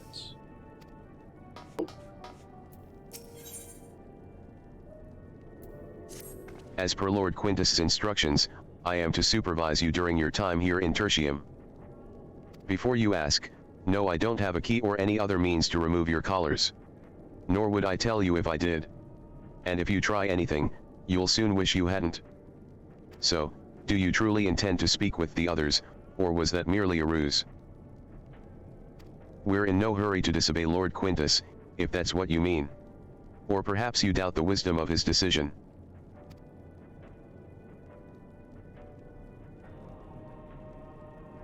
Do as you will. But remember, I'll be watching. If I catch wind of you doing anything untoward, trying to trick our people into turning their coats and the like, those shock collars will be the least of your worries. Understood? Though we're somewhat compromised, to put it lightly, let's not waste this opportunity. I suggest splitting up and learning what we can of their situation. And above all else, don't use magics of any sort. You, on the other hand, may go wheresoever you wish. Even outside the camp. I know full well I couldn't stop you if I tried. But do not forget, if you do anything to endanger us or our interests, Alphino and Alizea will pay the price. Okay. Their information? The Aetherite. And that's still not working. You came with who'll lose, didn't you? Well, whatever business brought you here, you'd best keep your hands off that Aetherite. It's deactivated, but I'd rather you didn't mess about with it. There are others throughout the city. Built by Garleans, for Garleans. Could teleport all over in the blink of an eye, provided there was a terminal nearby. These days, however, we use the Aetherite's power to keep this place lit, though that comes at the cost of its normal function. Okay. So, CC Cold. This young soldier is on the verge of losing consciousness.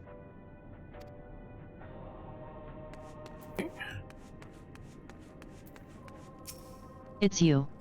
Shauna Majula. I served under Lord Gaius in the XIVTH Legion.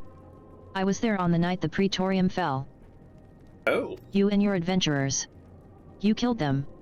My comrades, my friends. Swept them aside in their dozens, as though they were nothing to you. And maybe I am too. Just another faceless enemy to be cut down. But it won't be long until our countrymen return, until you get what you deserve. Mark my words. Kind of feels like the Guardians think that certainly we are the bad guys. This radio is the same model as the one used at Victor's spoils. Perhaps it is what saved the soldiers here from being tempered. Like, it seems like the Guardians think that, we are the bad people of Eorzea because we don't decide to just side with the Guardians and just let them invade and so on. But it doesn't seem like the Guardians are concerned the fact that, hey, maybe we shouldn't just invade the other countries and literally wage war with them in order to try and force them to be part of our country. Like, why? Like, yeah, of course we ended up fighting your company. We're literally stationed in our country with a giant military base. We were trying to get you out. Of course we end up fighting you. You're basically going against us. Like, you could just not make a fucking base, like, make the Praetorium and also Castle Meridianum, and just not have come to Eorzea. Thought about that? Just leave us alone? I know who you are. The called champion of Eorzea. Come to gloat, have you? Hey then, you do cool. Welcome to the stream. I'll wipe that smirk off your face. By the blood of our fallen compatriots, I swear I'll, ugh. Damn. Tore the sutures. Of all the times. The worst of the lot within striking distance, and I can't even muster the strength. If it weren't for the IIIRD bleeding us, we'd be the end of you. Virgilia's treachery nearly cost Lord Quintus his life, but we made our escape. Took shelter in a mansion, tended to the wounded as we prepared to strike back, and then night fell and we gathered around the radio, then the roar, the terrible roar. The capital was in chaos, but we were spared. If you can call this a mercy. Mind intact, but body broken. A soldier in name alone. I'd cut you down where you stand if I could. Murderer. Says the people that have enslaved and murdered thousands of people in Eorzea and the Far East and a bunch of other places.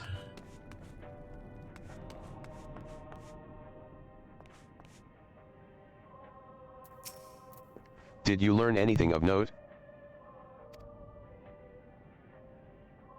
Then your findings are consistent with my own. Their plight is desperate indeed. The sick and injured are at greatest risk. Without warmth and proper nutrition, I fear they will soon perish. I realize there is precious little we can do for them at present, but I cannot bear to see them suffer. Please, will you help me tend to them?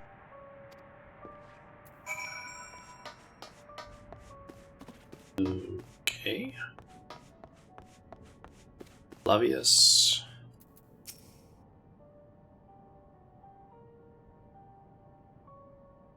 Who's there? My eyes, I can't see all that well. Ah. Thank you. The numbness has subsided a little. But I know, I won't last much longer. You should look to the others who can still fight. Give them my ration. If me going hungry means someone else lives to see another day, so be it. Least I can still serve in that way.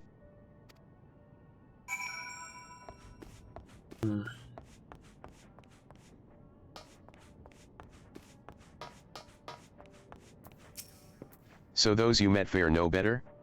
I was afraid you would say that. I know we were warned against meddling in their affairs, but we can't leave them like this. Perhaps we might gain permission to have the contingent deliver supplies? Quintus may have made his feelings on the matter quite clear, but even he must recognize they are not in a position to refuse help. Maybe who'll lose could persuade him. Though we'd need to persuade who'll lose first. Speak with him then.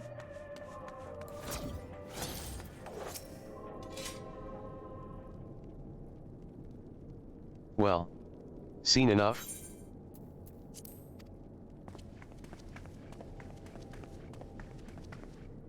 Who'll lose? The people here have barely enough food and fuel to survive. Have you and the other soldiers been able to procure any more supplies? We've been scavenging provisions from the nearby houses, as most families kept, some stored away in the event they were snowed in. Still, going out and getting it is dangerous work, and we've a lot of mouths to feed. Fuel is the greater concern, though. We had some ceruleum set aside, until it was stolen. We haven't identified the culprit. Could have been other refugees, or one of the afflicted for all we know. Either way, we're down to the last dregs. Without the heating they need, those in poor health are only going to get worse instead of better. If it's ceruleum you need, our contingent has secured a ready supply. We can have some sent over. We will not accept your charity. If we can hold on a little longer, the situation is sure to change. Everything will change.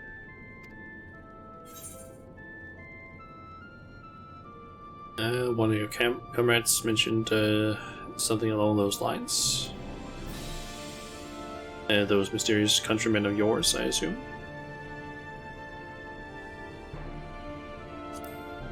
It's one. Heard something of it, have you? Well, From what I've seen, there's little you could do to interfere, so there's no harm in telling you. One of our scouts spotted a hooded man issuing instructions to the afflicted, or in the bastard's words, loyal servants of the Telephorowi.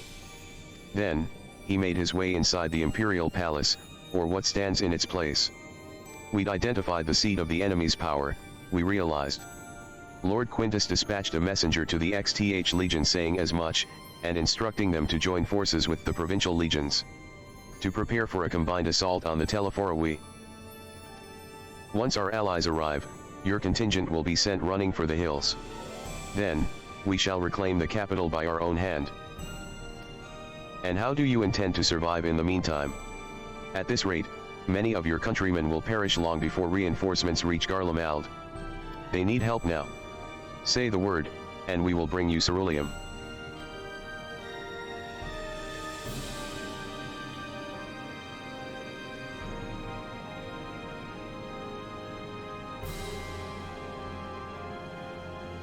I will speak with Lord Quintus.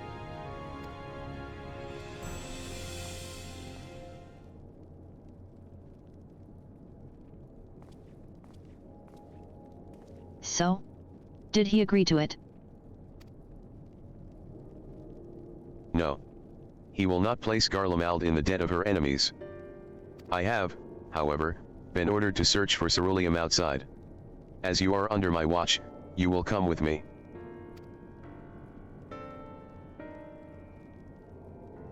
Very well. After all, many hands make light work. You lot are more trouble than you're worth. Once we are outside, you will follow my instructions to the letter. We depart shortly. Okay.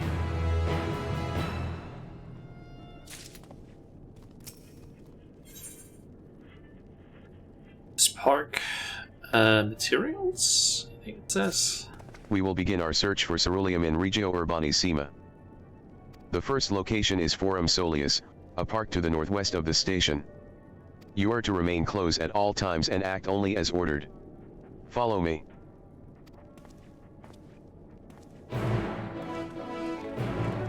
Okay. So, off to there and speak with Alizé.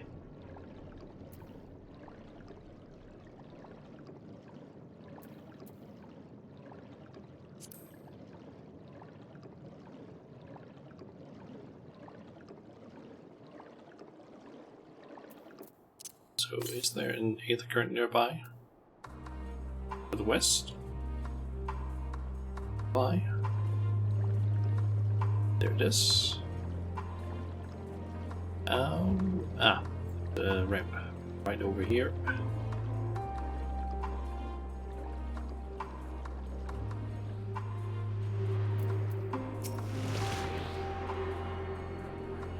I don't know how many I'm up to at this point, actually.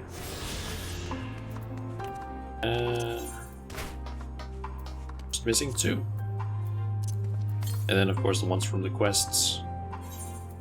And the one that I currently have available is like all the way over here somewhere, I think.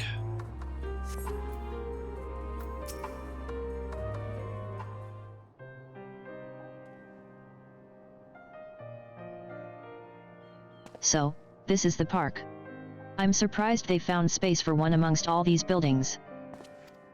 Actually, the recreational areas came first.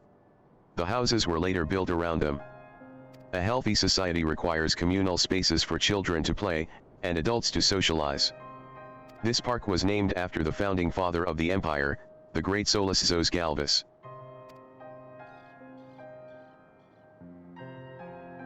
AM itself. Did we come to extract ceruleum from the wrecked Mahitake armor? No, we've already drained it dry. Same goes for the rest of the machina in the vicinity. But as our ceruleum has been stolen, we must scour the city for every last drop. And while I don't expect to find anything here, I've decided to try one more time, in case something has been overlooked. I see. Then with your permission, we will commence the search.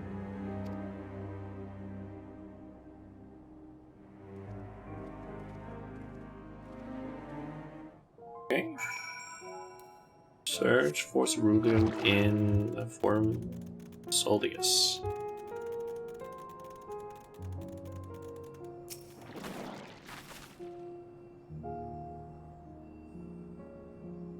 A cursory inspection of the wrecked Mahitake armor confirms that the fuel canisters have long since been drained of ceruleum, as Hulu said.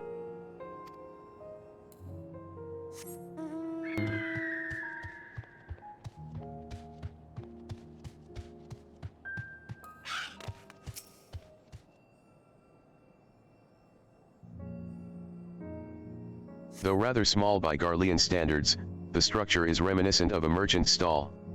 Perhaps it was built for children to play at shopkeeper. There is nothing inside resembling Mahitake or any other devices that would be fueled by ceruleum. Okay, so there was one over here and also a sightseeing point. Yep.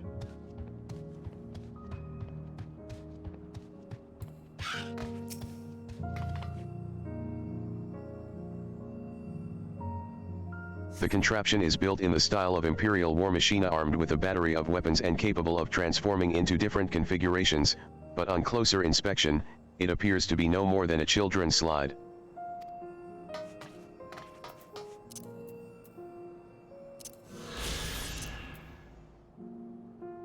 Okay, form Soldius. Let's see, we're missing one more location. It's up there?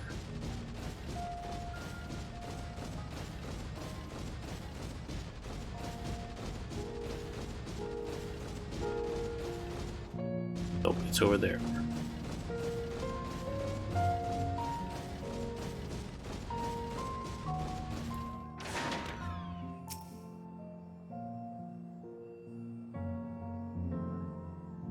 Several points of interest are marked on the map of Forum Solius.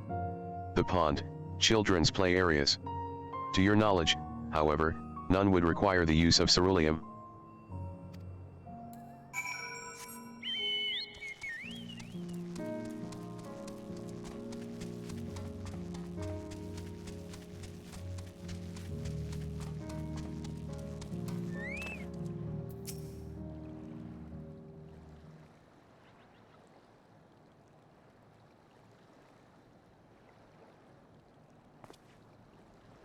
Oh, it's you. Any luck?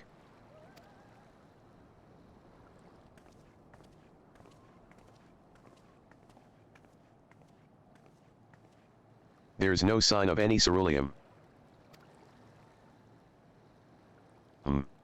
Hardly surprising, but disappointing nonetheless.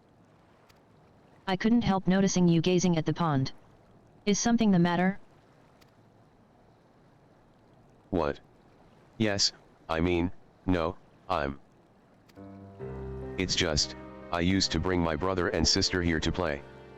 The pond was heated to stop it from freezing over, so like all the other children, they just had to wade in and splash about.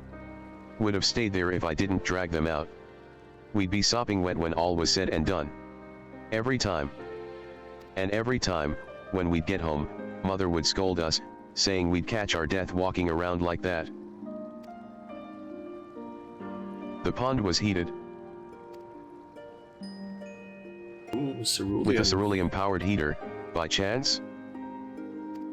I suppose it must have been. Come to think of it, I remember seeing engineers changing out a tank beneath the hatch. But that was a long time ago, when the water still flowed clear and wasn't this brackish muck. We can't see a thing, and I can't remember where the hatch might be. With the machinery most likely broken, the amount of filth in there is probably the only reason it hasn't frozen over. I'd wager it's still unbearably cold, though. Hulus, what are your thoughts on magic? The average Garlean would jump out of their skin if they saw it.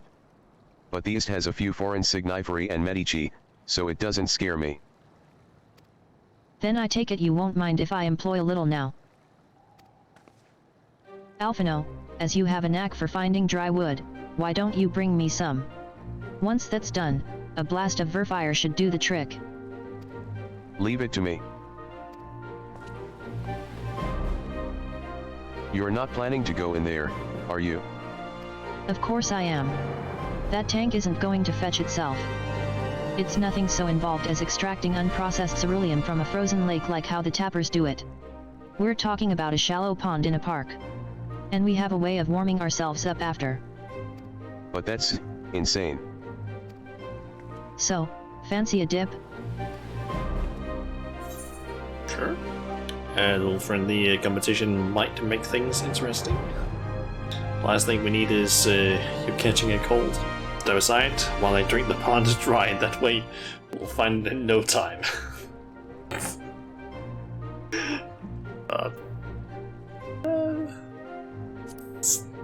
Let's go with that one. That may be the stupidest thing I've heard in a while. And that's saying something considering who my brother is. I can't fault your enthusiasm, though. Let's do it my way first, and if that doesn't work, perhaps then you can try your method. With Alphino's help. It's such a stupid... such a stupid option there. Just... Is this a competition? Nah, I'm gonna drink it. Drink the dirty soup. You delve into the murky water but come up empty-handed. To add injury to insult, the icy wind on your damp clothing chills you to the bone. Drink the pond, brothers. Yep.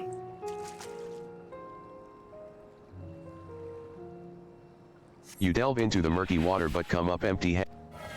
Alright, that seems to just be the same thing. Keep saying. Is this the one? You delve into the murky water but come up. Yep.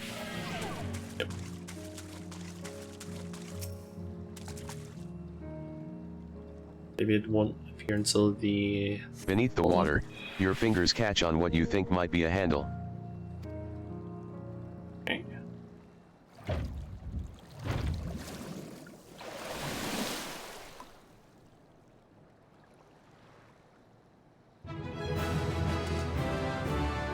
You open the hatch and retrieve a ceruleum tank.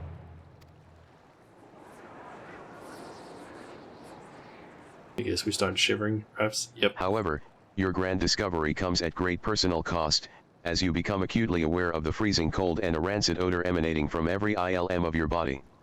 Huluz will doubtless feel compelled to pinch his nose shut when you deliver to him your prize.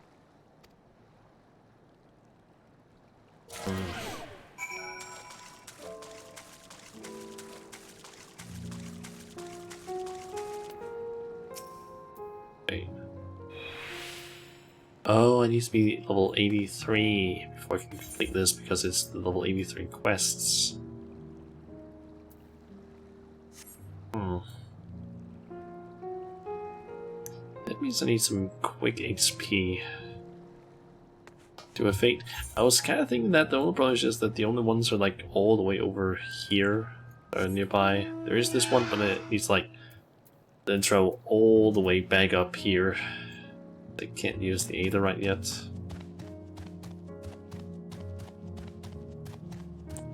Let's see.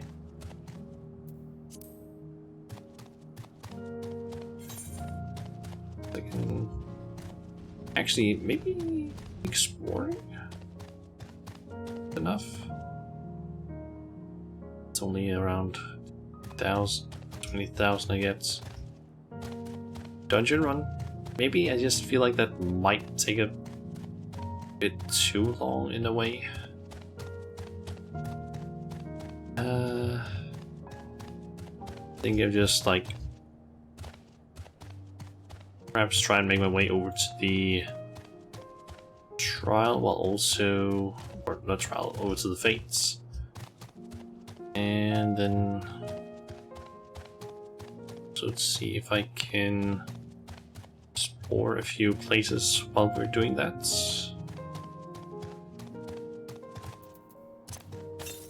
Guess I can see if I can also get the Aether current. See, that one is still going, and I can potentially make it there in time.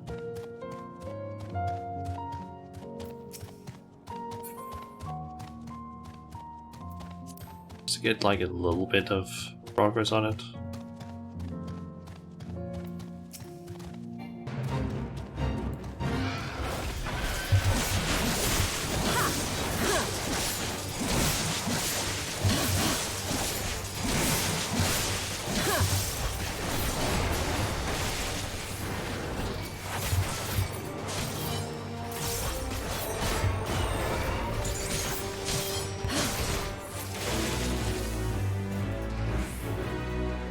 Okay, a little bit of XP there. Missing around 320,000.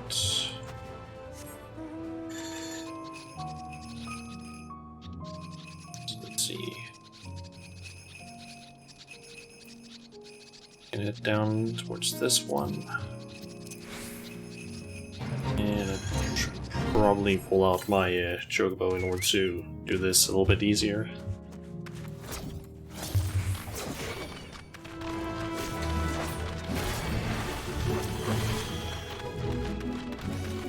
Oh, I'm apparently also below the recommended level for this one.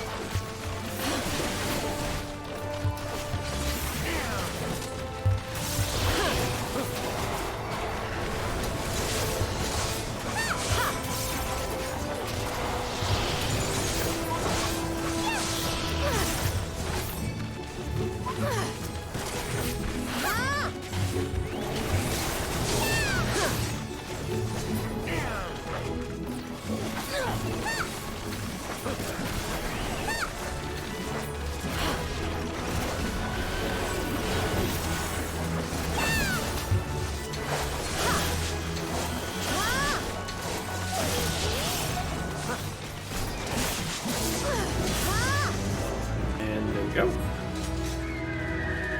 Up.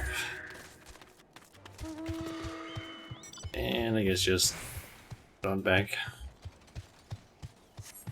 So where is... it's way further to the west.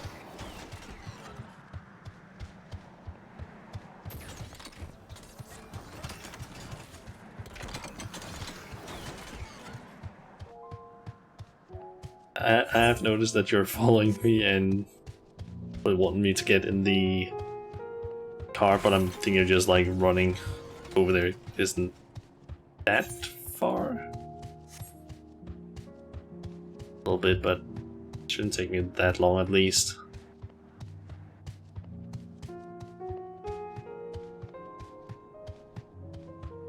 Gotta say, sometimes when it's dark in the game I have sometimes a little bit hard time seeing exactly details, but it might also be due to my monitor just being not exactly meant for games. It is technically a TV monitor.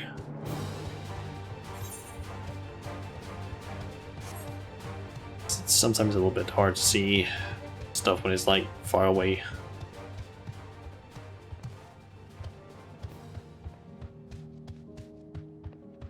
Okay, so we are level 83, and this is the first level 83 quest, so hopefully by the time we get to level 84 quests, we don't need to worry about getting more XP. Did you find anything? I hope you did. Okay, uncovering hidden treasure is an adventurer's bread and butter, though one is not normally required to go elbow deep through or elbow deep in ice cold stagnant pond water to retrieve it. Nevertheless, many would choose that over mowing down hordes of slavering Beast or solving annoying puzzles. Temperature regulator, cerulean tank.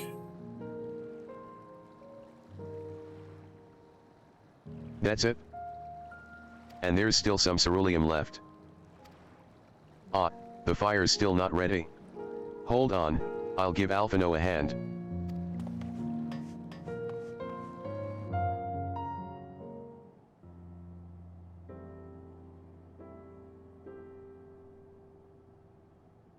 Call me and you'll die, and because by fire I am reborn, and my clothes are mostly dry now, too. I appreciate you recovering the ceruleum, but I wish you'd taken the time to discuss the plan with me beforehand.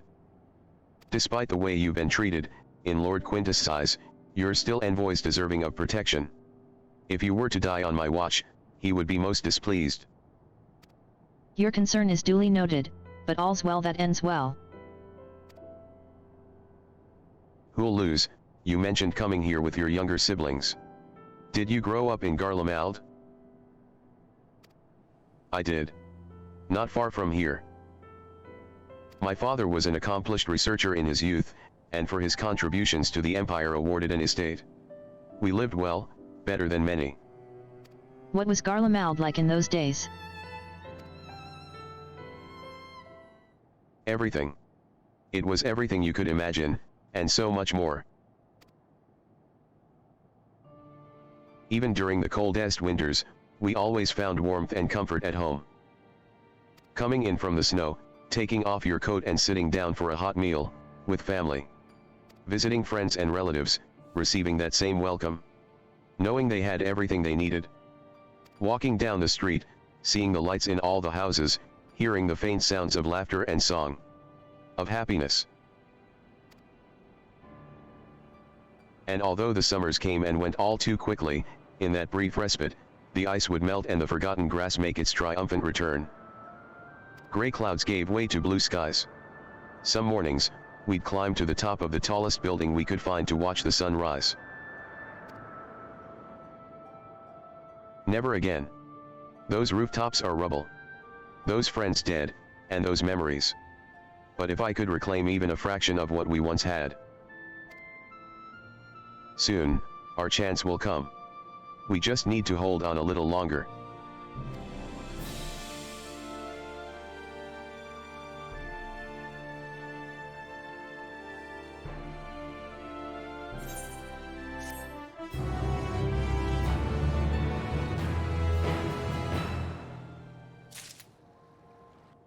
Okay.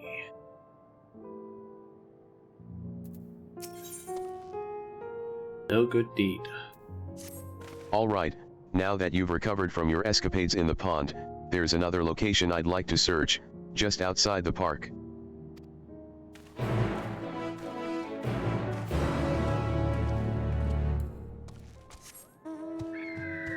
Okay.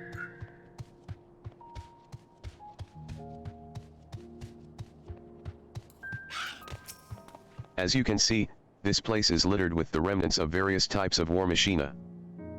While my comrades and I have already recovered the tanks from the less damaged units, those that took a more severe beating are harder to scavenge. We decided to save those for another time, that time being now. Rather than prize them apart, piece by piece, it would be quicker to remove the outer casing using compact explosives. With luck, we'll gain access to the tanks without rupturing them. Though the force generated by these devices is relatively weak, I would advise you stand well clear to avoid being hit by any shrapnel. Before even bothering, though, you should check the Machina ceruleum gauge to see if there is any left. It should still provide an accurate reading even when the unit itself is inactive. With lucky, yep. If the gauge is broken, I'll let you decide whether to use an explosive or not. Should you need more, come to me.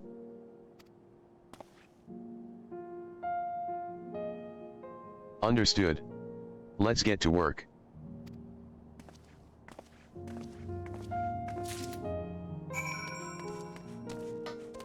Okay. According to the ceruleum gauge, this unit's fuel tank is empty.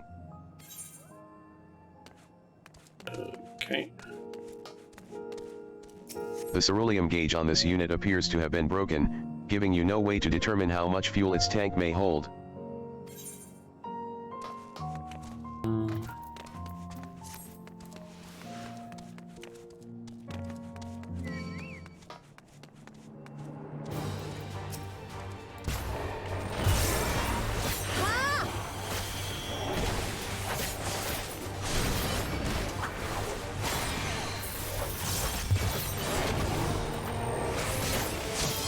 The ceruleum gauge on this unit appears to have been broken. Okay, so that one's also broken. I'm gonna try and see if I can find one where it says that there's fuel left. Let's find some before I start just blasting open any of these. The ceruleum gauge on this unit appears to have been broken. According to the ceruleum gauge, this unit...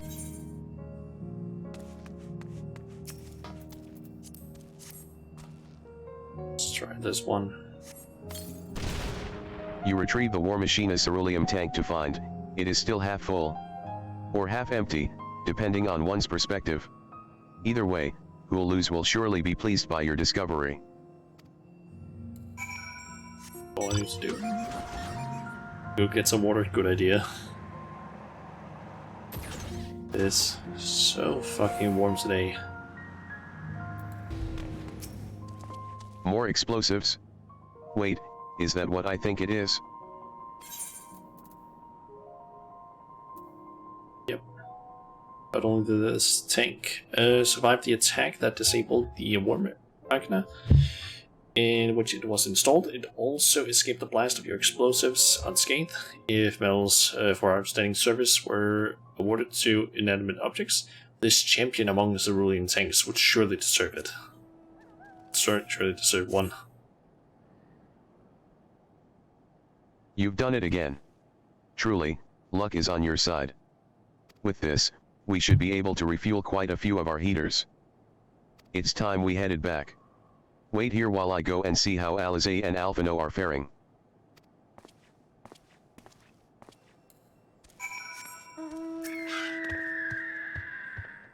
But I had to like go somewhere, but oh, just wait here.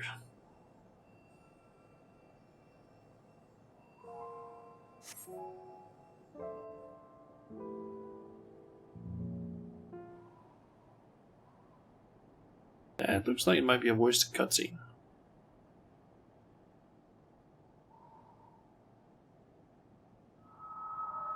Finally escaped the watchful gaze of your keepers, have we? Oh, congrats. Don't react. You'll only draw attention to yourself. Just carry on as you are and listen. After you left with the Garlean lad, Lucia bade a few of us scouts follow you at a discreet distance. We observed you being led into the station, but decided against venturing inside. When you emerged sometime later, and we saw that the twins were sporting Magitech collars, it was clear what had taken place. Now, as quietly as you can, tell me everything.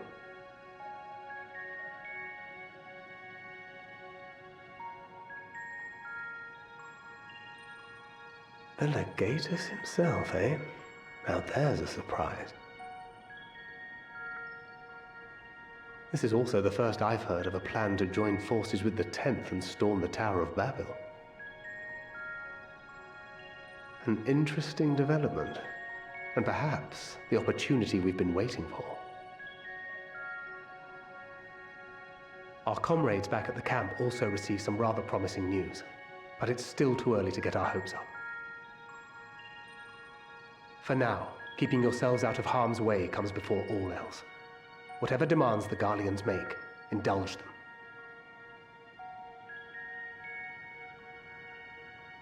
With luck, this will all be over soon. Until then.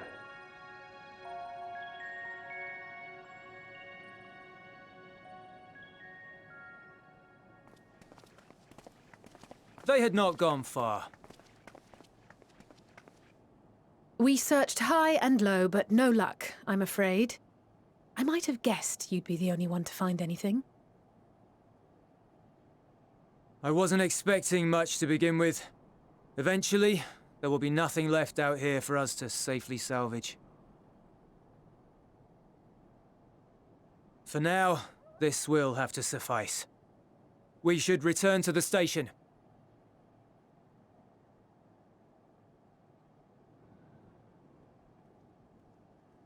Okay.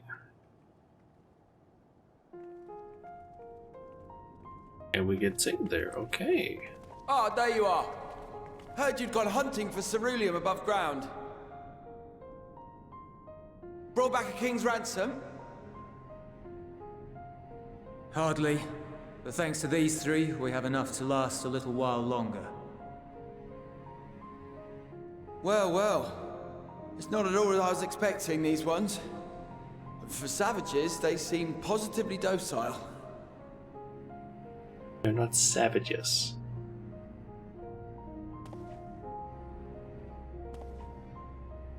It's just that you think we It's are. a poor attempt at humor. In all honesty, I'm grateful for your efforts. But even with another night of warmth, there are those among us who may not live to see the morrow.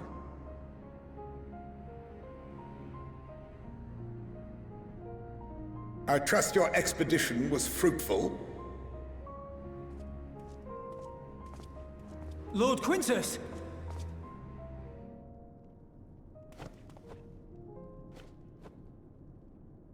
Use what you procured to refuel the armor.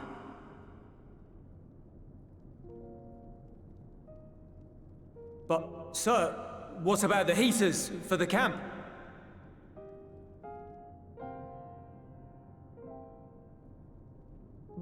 The time for action is upon us.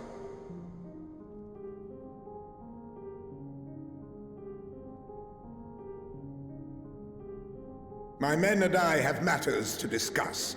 In the meantime, you are to wait here. Do not forget, you are being watched.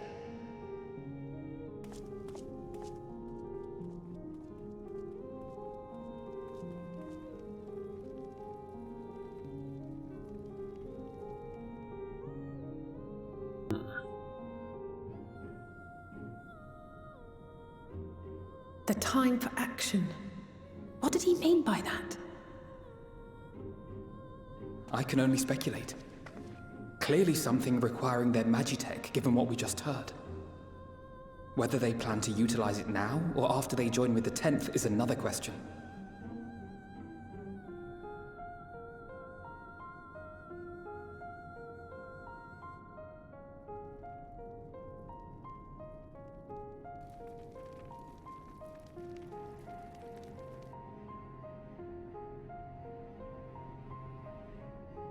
Will they ever escape this cold? Return to and reclaim the idyllic spaces of which Eulus spoke?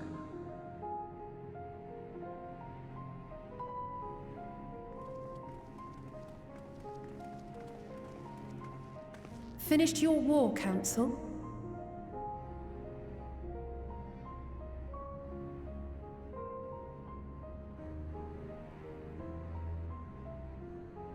Alphino and Alizé are to stay here, as our prisoners. They will be released once your comrades have relinquished their supplies and withdrawn from Garlean soil. Until our terms are met, they will be detained at a separate location. Yeah.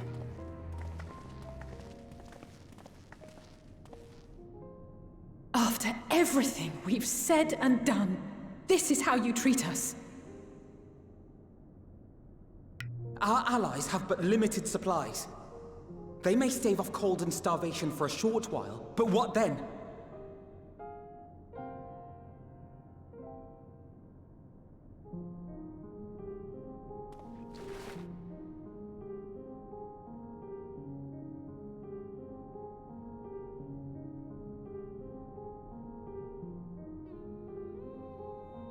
This thing that activates the shock collar. For now, keeping yourselves out of harm's way comes before all else. Whatever demands the Garleans make, indulge them.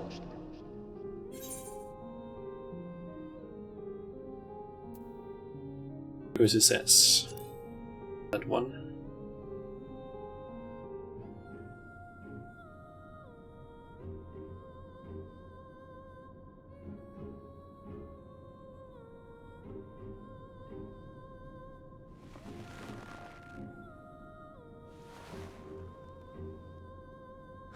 Get them out of here.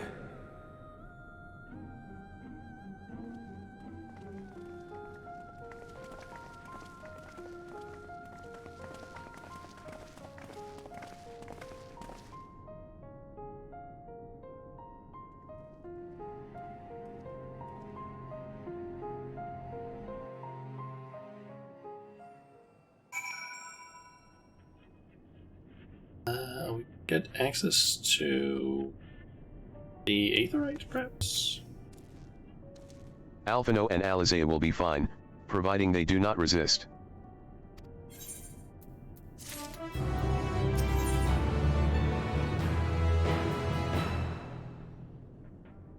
Alia lacta est. I'm assuming that's supposed to be Latin, maybe? You will accompany me back to your camp, where I will meet with your leader and present Lord Quintus's demands.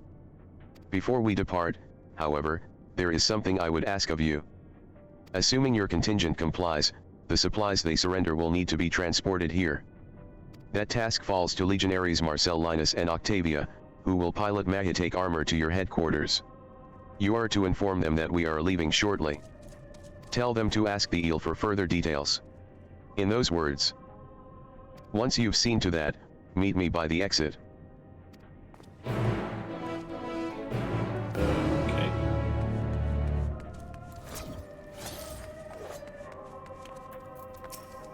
The materials. You again. Ask the eel, he said. He. So. That's to be the way of it? After all this.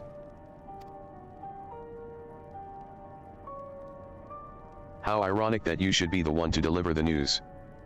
If those are my orders, then so be it. For the glory of Garlemald. Maybe this might be a bad thing that I'm telling them, in a way. Also, What do you want with me? A sightseeing point over there. Ask the eel. So Lord Quintus has reached a decision. I knew he would understand. That he would recognize the savage is a ruthless, merciless creature, and to defeat him, we too must be uncompromising. I am ready. In the name of Emperor Varus, for the glory of Garlemald, I will fulfill my duty. What exactly? They seem to be like hesitating a bit. Like the thing they're going to be doing is a thing they don't necessarily want to do. So can we? The Aetherite. Oh, still not. Damn it. I was kind of hoping that that would be possible to use it now. I think it might only be missing like 2 locations that I have yet to discover here.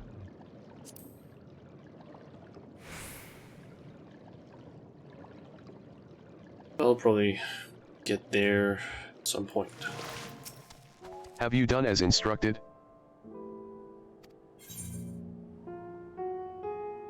The duties involve more than the transportation of supplies, don't they? I mean by ask the eel.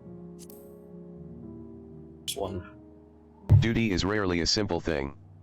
We have been given additional orders, though whether we will be required to follow them depends entirely on your contingent. You and I are in this together now. Like it or not, we have to cooperate. There is one other matter. A place I'd like to visit on the way to your camp. It's a short walk from here. Follow me.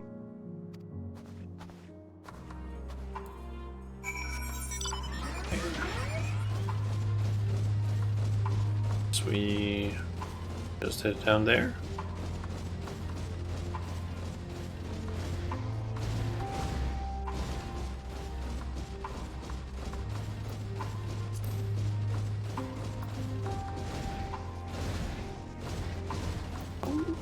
Either current am I missing?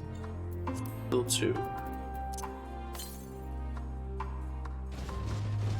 Also, you're back. You have invented cold water. Nice.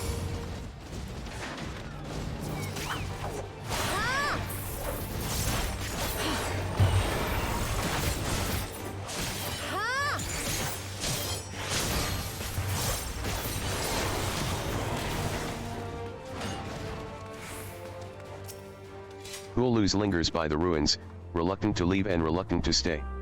Unable to move on. It's probably his old house, I'm assuming.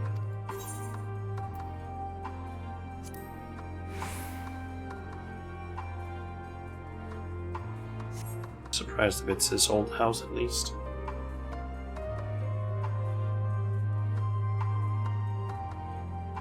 Voiced cutscene, perhaps.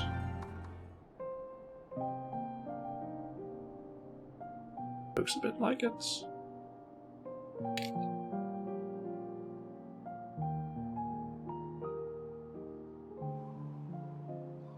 This is my home. Our home.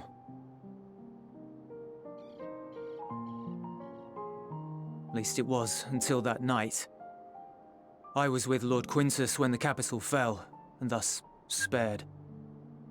My family, who did not own a radio, were less fortunate. When dawn came, I made my way here. My parents, my little brother and sister, they were still inside. But they weren't themselves, and they tried to. And I had to. Killed his own family, I'm guessing. I'd promised to take them away from the capital that very morning, to somewhere safe, to hide until the fighting stopped. I promised.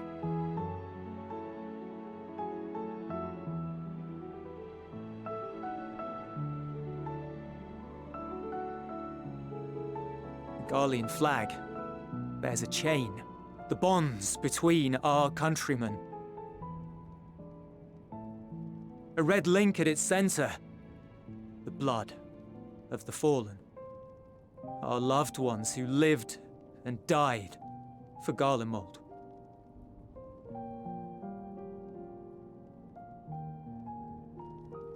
But if she too fell, who would be left to remember them and their sacrifice? What enduring proof would there be that they were ever here? If we had turned to your gods, would they have saved us?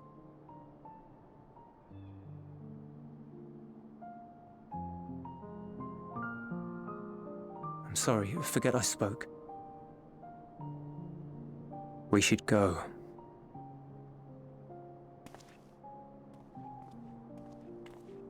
This guy might play a bigger role, perhaps, in the story. At least during this part.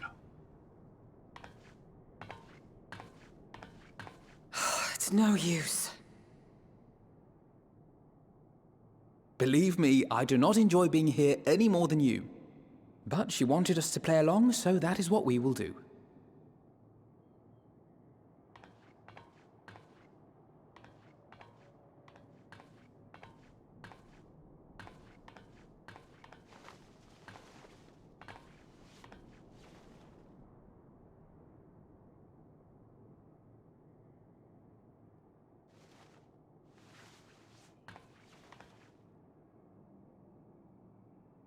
Gonna scoot over to Alpha, I'm guessing. He said they're close.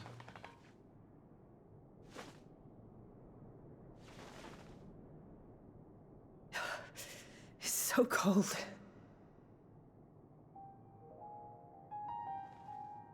Painfully so. Unbearably.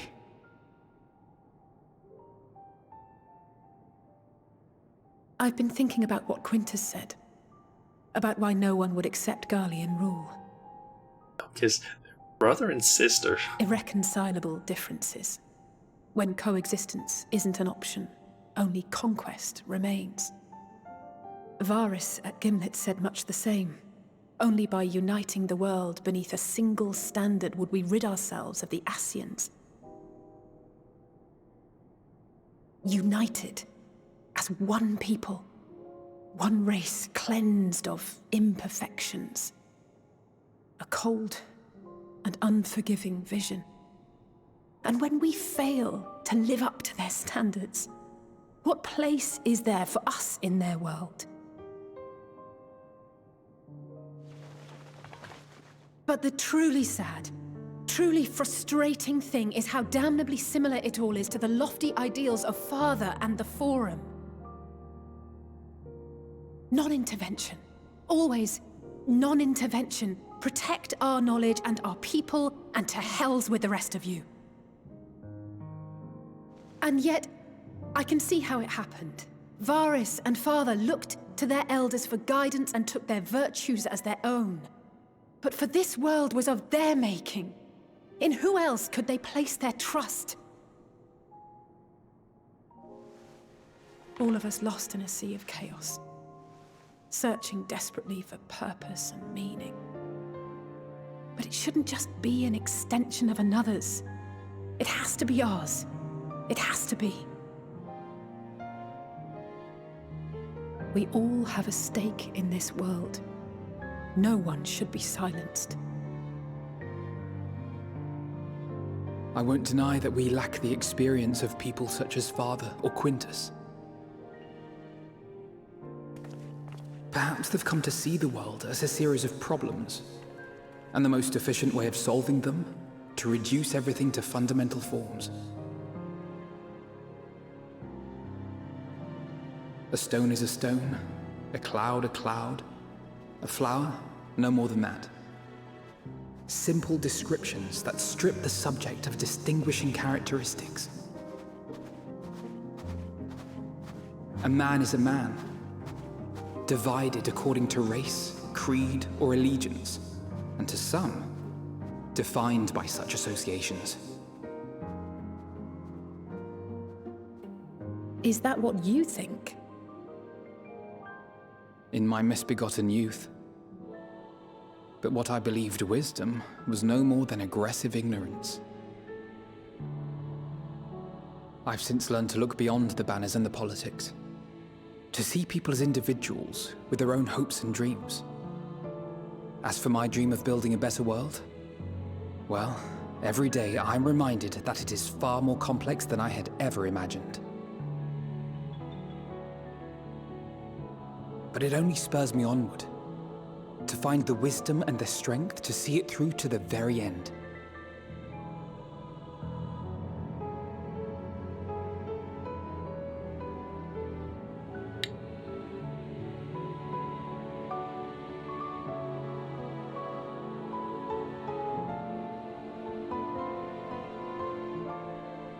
All of our supplies and an immediate withdrawal. These are your conditions? Demands. And you forgot about the airship. Once again, you will leave one behind. It will be used to return the prisoners. Their collars will be removed prior to the exchange.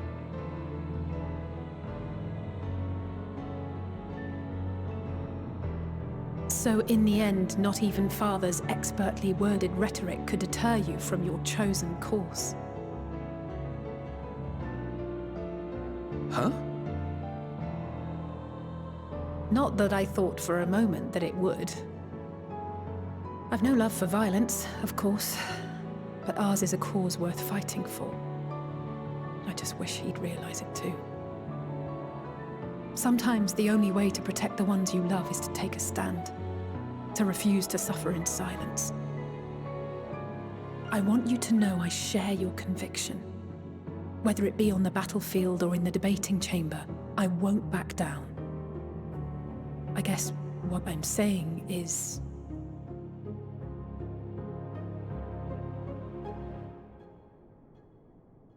You've found your own reason to fight. Yes. Yes, I have. God's willing, there will come a day when we can finally lay down our arms, and there will be peace. But not until the Telophoroi have been defeated once and for all. And you, brother, will have a vital part to play. By your words and deeds, you'll lead the way. I pray I am up to the task. There'll always be naysayers.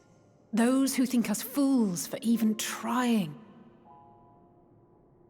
It's easy for learned elites to criticize earnest efforts and assert their moral superiority, all without offering alternatives. Not that their sophistry has ever wounded you. So stubborn and strong. Stronger than you even know. Don't ever change, you hear me? If you stumble, I'll be there to catch you. Or give you a thick ear. Maybe both, for good measure.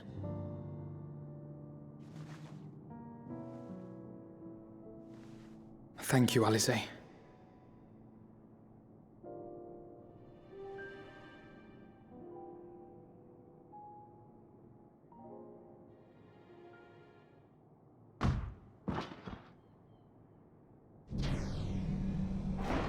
Oh. Oh, Estinian. Why are you there?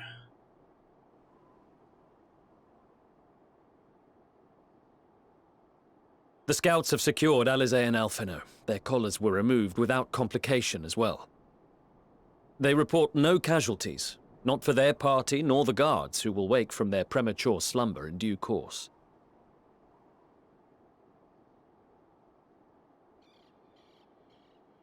It would appear the situation has changed. I propose new terms.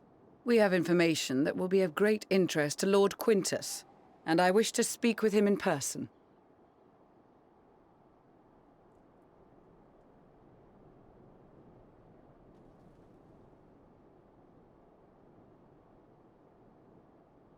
No. In the event you rejected our first proposal, we came prepared with a second. That's the other thing that they need to do, I guess.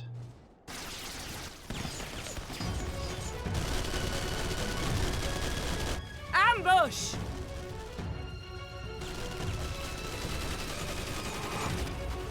More are coming! Make ready! We, the loyal soldiers of the First Legion, proud servants of Garlemald, of the fallen Emperor Varys, shall safeguard these lands from the barbarian hordes until our countrymen return! We are not barbarians. Stop, both of you!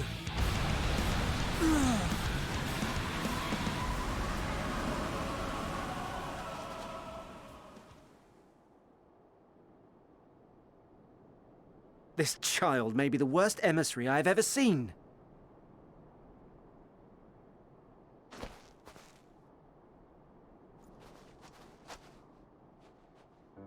We received an urgent communication from the Grand Company of Eorzea. Envoys from the Imperial Army, led by members of the 10th Legion, came to Alamigo and requested an audience. They explained that their efforts to coordinate the reclamation of the capital with the aid of the 4th, 5th, 8th, and 12th had ended in failure. Communication between most legions has broken down entirely. Most of the 10th's conscripts have deserted, leaving their forces severely depleted. That is why, unable to continue the fight on their own, they and their allies turned to the Grand Company of Eorzea for aid. Lies! Every word! It is the truth, and I have not finished. The 10th has requested that we deliver a message to Lord Quintus. Have the ill stand down.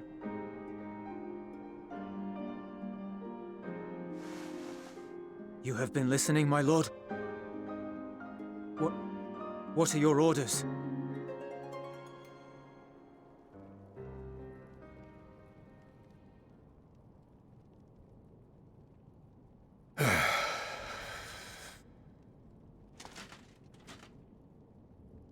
Inform her that we will honor the 10th's decision.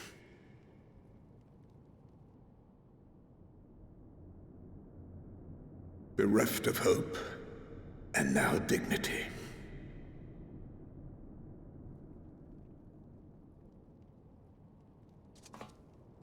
I release you from your duty. All of you.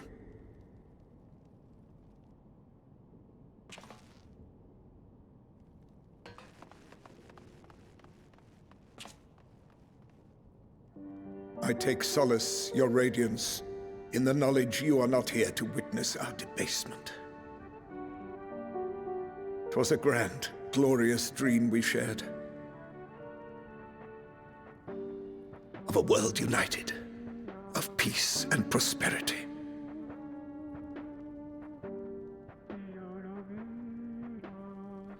We are ghosts, you and I, memories of days gone by.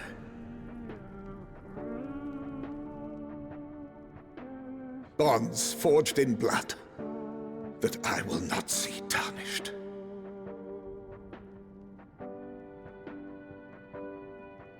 What are you gonna do?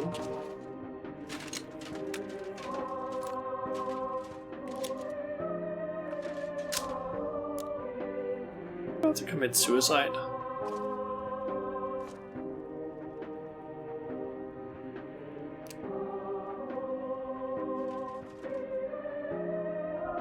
It looks that way.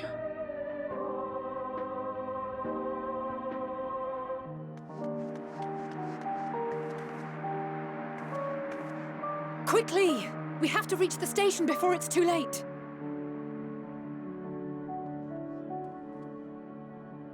If there is still a chance that Quintus will agree to a truce, we must take it. I just hope we get there before he and his men do something rash. Gunshot, I'm guessing. They probably end up hearing.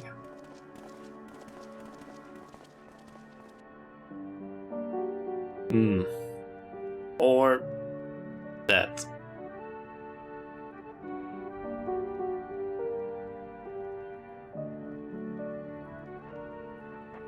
I had a feeling that would probably end up blood on the flag. Damn! This entire chapter with Aaron Caldwell is fucking depressing. Fuck!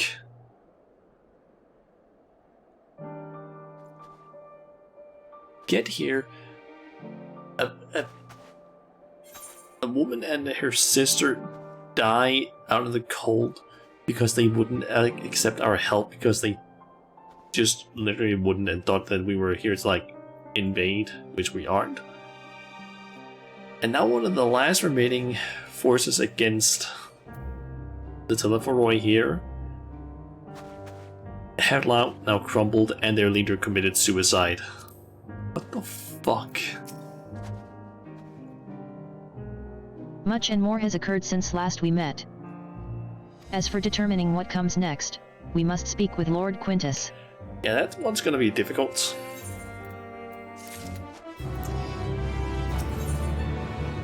Strange bedfellows. Before we proceed, tell me what you know of the East Legion and the disposition of their forces.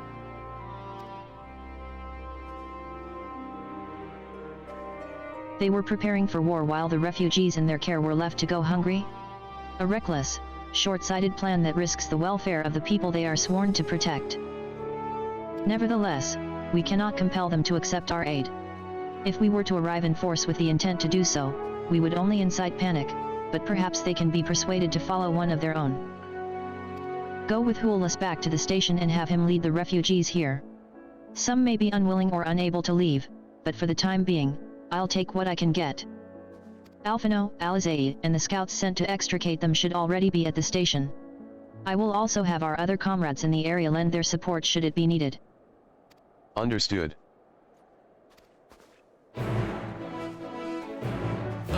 Guessing this is probably gonna be what unlocks the Aetherite. Also, we have a blue quest here.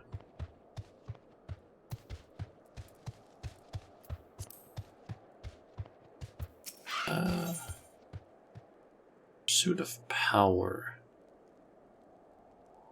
Oh, and I think I'm gonna wait with that one because I am about to hit the 3-hour mark in not too long.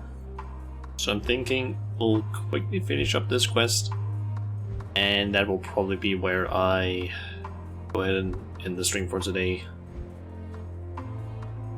I just need to make my way all the way back up to the station.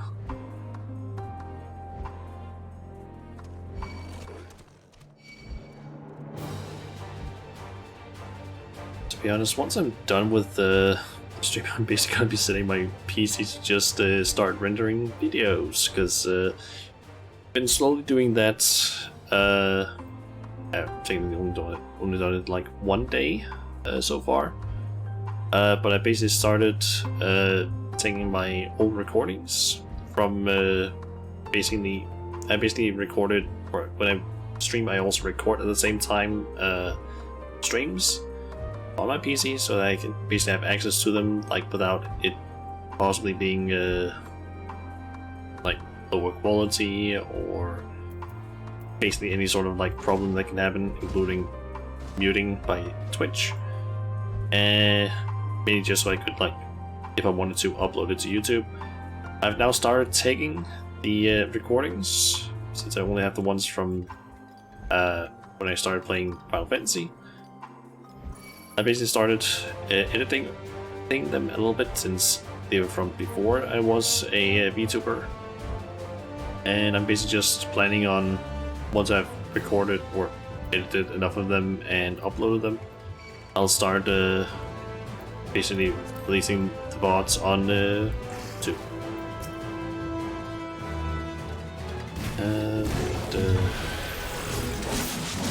Yeah, the only problem is just that I need to like do a lot of, or not a lot of editing, but it just takes a while for the rendering to happen, because I basically had, like, the first stream that I did in Final Fantasy was in around 8 to 9 hour stream, like hour long stream. Yeah, that took like 16 hours to render that entire stream. That took so long. Thankfully, I only have like, I think it's like 16 streams in total. I need to like do a little bit of editing. Essentially just like place a box over my webcam that I had. And that's basically it. Yeah. I mean, I'm doing that because I don't want to, like, I don't know, break the illusion for anyone who finds me now that I'm a VTuber. But, yeah. I think it's just that it takes a while to do the rendering, so once I'm done with the stream here, I'm gonna be setting my software to basically start rendering. And that's gonna be happening for like until like Thursday morning or afternoon. Might have to do a little bit more editing in between, but I don't know yet.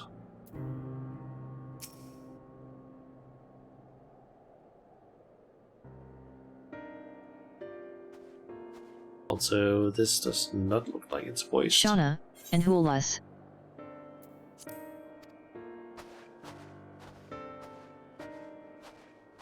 We arrived just before you did, and too late. Too late for what? What's happened? It's Lord Quintus. He took his own life. After the news about the XTH, he relieved us of our duties. Then, when he was alone, he...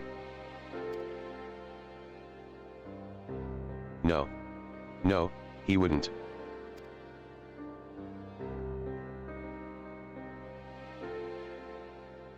Thancred and the others, assisted by the soldiers, have seen to the remains. In due course shall the legatus be afforded a proper burial. He released us from our duty. He wanted us to be free. Free to choose our own fate. Without him to guide us,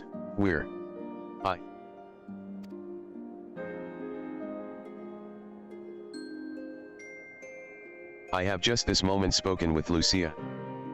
We are ready to commence the transfer of the refugees here to Camp Broken Glass, should they be willing to accept our aid. Some would rather die. But most of us just want to live. Songs and standards be damned, we just want to live.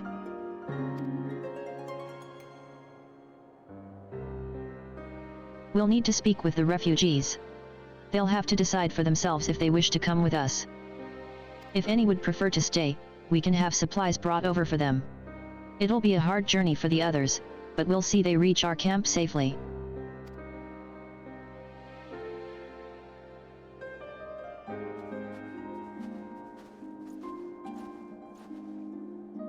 Aye.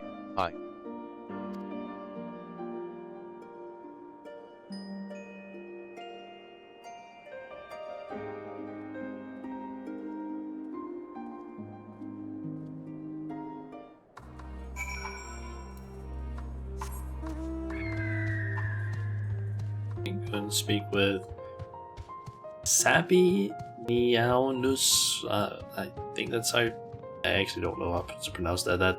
Like some of these like Galilean names are just like I don't know that. I'm pretty sure that's supposed to be like a sort of Latin-esque name, but I don't know how to speak Latin. It was only ever a dream, wasn't it? To think we could reclaim it, rebuild it all ourselves. Before this all began, I sent my wife and daughter away to the provinces. If there's a chance I might see them again, I'll take it. So take me. Take me with you, please. Strange sandwich names. Yeah, kind of. Oh yeah, can I? Let's see. In here, but there is blood. Best not to dwell on it. Not when there's work to be done. This is where it happened. Why? I assume that that's probably where we finish up the quest. What's Graha doing? Try as we might, any words of comfort we may offer are like to fall on deaf ears. We are but strangers from foreign lands, perhaps in their eyes the very cause of their suffering to begin with. Nevertheless, we mustn't give up. Well, got the Aetherides sorted in the end. All it took was a few adjustments, and now it works as well as it ever did. From what I can tell, the one in Laterum is also functioning as normal. That's where you lot are staying, isn't it? Now that most of us are packing up and leaving this place, I reckon there'll be more use for me and my skills over at your camp. So, yep, I can let you. Nice.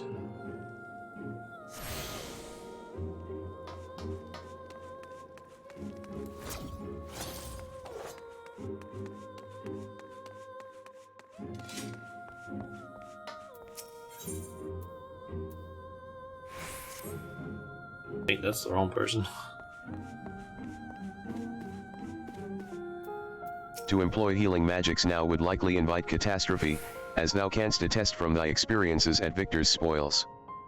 Indeed, the Garleans view our ability to manipulate ether with the same suspicion that many Eorzeans do Mahitake. Ah, it's you. The one who treated me with such kindness.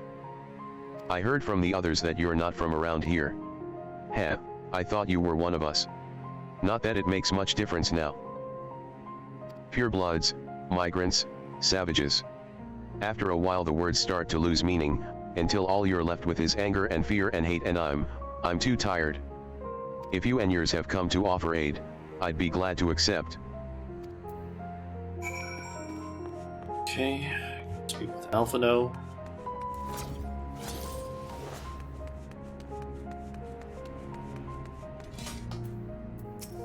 We have much to discuss. Our rescue, the attack on Camp Broken Glass. What we'd hoped to talk about with Quintus. But all of that can wait. More urgent matters demand our attention. Are any of the refugees willing to come to our camp? Yeah. Thank the 12. Thank the 12. You and I should go first and secure the route back to Camp Broken Glass. With all the creatures and tempered skulking about, I expect we'll have our hands full. This should come in handy. Conqueror's Chain, courtesy of Arlomansa and friends. I'd save it for the tempered, though. I'll mark a few points that need surveying on your map. Once you've taken care of the riffraff, we'll meet back at our camp.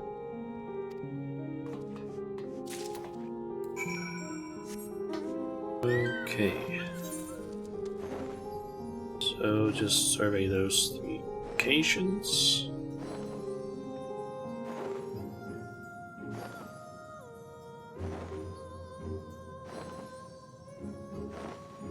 Oh, there's also a chocobo keeper here and a sir-haired woman.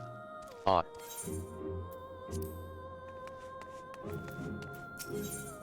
Yep, that's indeed the current. The quest maybe later, and some of the resistance people have arrived. Or not resistance, people from our group basically. It's called P.S. I Love You apparently here. And rest thy warfare. Oh, warfare or what? Let's see. Some like tots. Then a hero. So long. Light that never goes out. Break by break, tank by tank. And folded hands.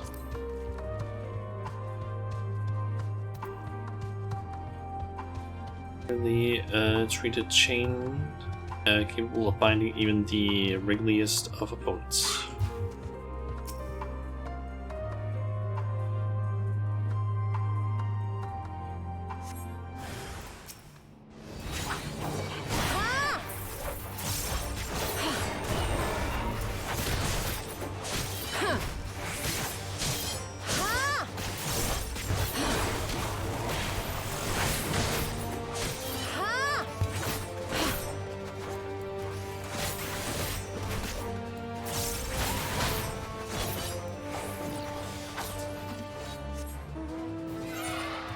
Okay, so we don't need to use... Okay, there's only going to be 2 of the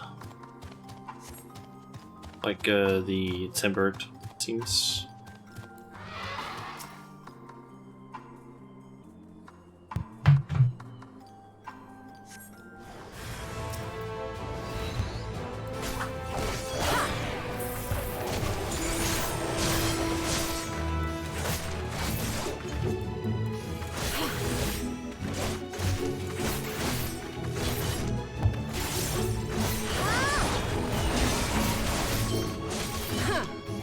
Using 1C, enough health.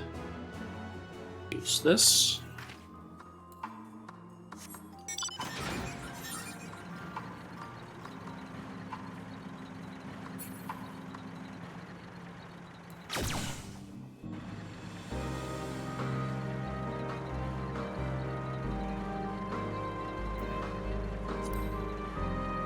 Gonna assume animal from this one, and then like the Guardian tempered at the next one. You see no threats on the path ahead. Oh, nothing actually.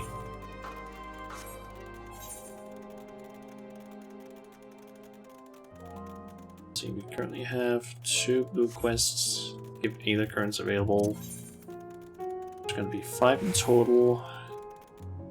One of which is going to be from the MSQ. We're missing half the quests so far.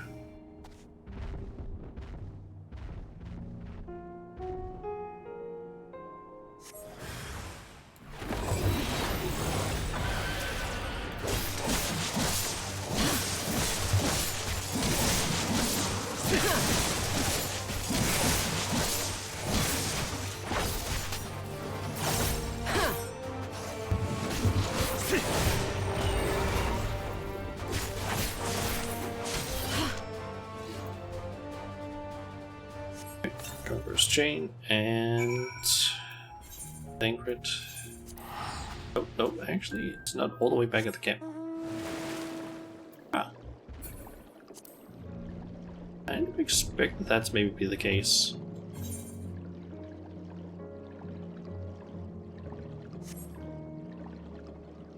I guess it's on the outskirts of the camp. Ah, there you are. As expected, I ran into a few beasts who went down without much of a fight. The tempered proved somewhat troublesome, but those chains should keep them under control until our allies take them into custody. With that taken care of, I'm to gather a few supplies and then return to the station. While I see to that, would you mind APPRizing Lucia of our progress? As it happens, I have some rather pertinent information from our recent scouting forays, but I'll save that for later. First things first, and all that.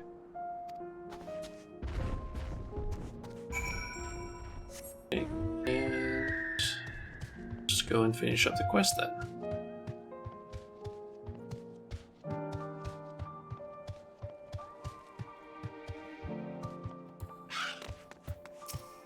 Ah, Shauna. I was informed of Quintus' suicide. It must have come as a great shock to his men. What of the refugees? I'm told some were receptive to our proposal, but I would hear your first-hand account. That so many did not hesitate to accept proves how desperate their situation has become. We'll do our best to make them feel welcome. The troops who participated in the ambush are no exception.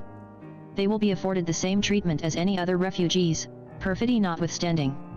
After all, even if I wanted to make an example of them, there's no one left to learn from it.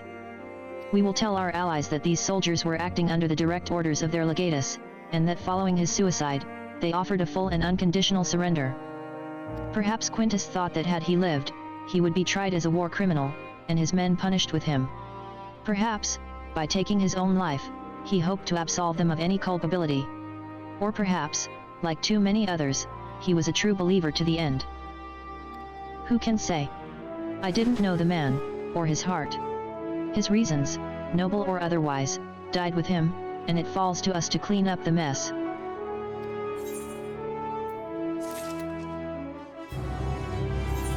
Still wondering what was this stuff for 82. That means that it's still worse than what I have. Okay. Which one else? Ah, yeah, that one. Okay. Oh, there's more quests that opened up. Quest delivered cold and stranded at the station. So we can actually get all of the remaining Aether rights. Or Aether currents basically unlocked. Except of course for the last one, and then I'm still missing the two ones that are just out and about, which I'm assuming are likely up here, considering that when I'm over here and I've tried using it, it's like, oh yeah, go to the west. I'm assuming from here it's probably gonna be like, oh, there's one close by. Oh yeah, I assumed it was up there actually. We can maybe squeeze in a little bit more. Boy, actually in the stream, I'm thinking get the one that's, I'm guessing, up around here. Then I can make my way up here, get that one, and then probably just teleport back here, and that'll be the end of the stream. A little bit more to the northwest. Let's see, I'm assuming it's probably under this bridge of sorts. Oh, southwest. Ah, there it is.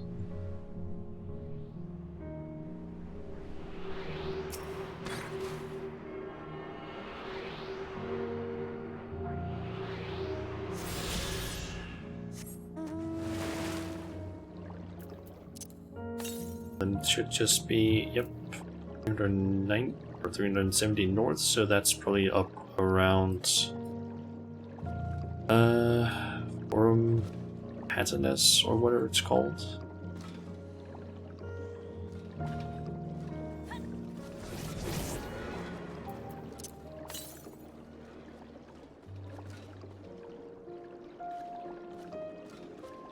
Like over here actually, that could also be the place.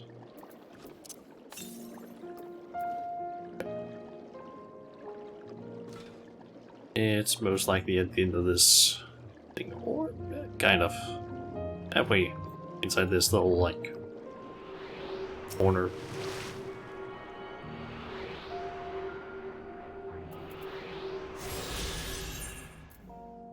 Okay, then it is simply just the last ones I need to find. The quests.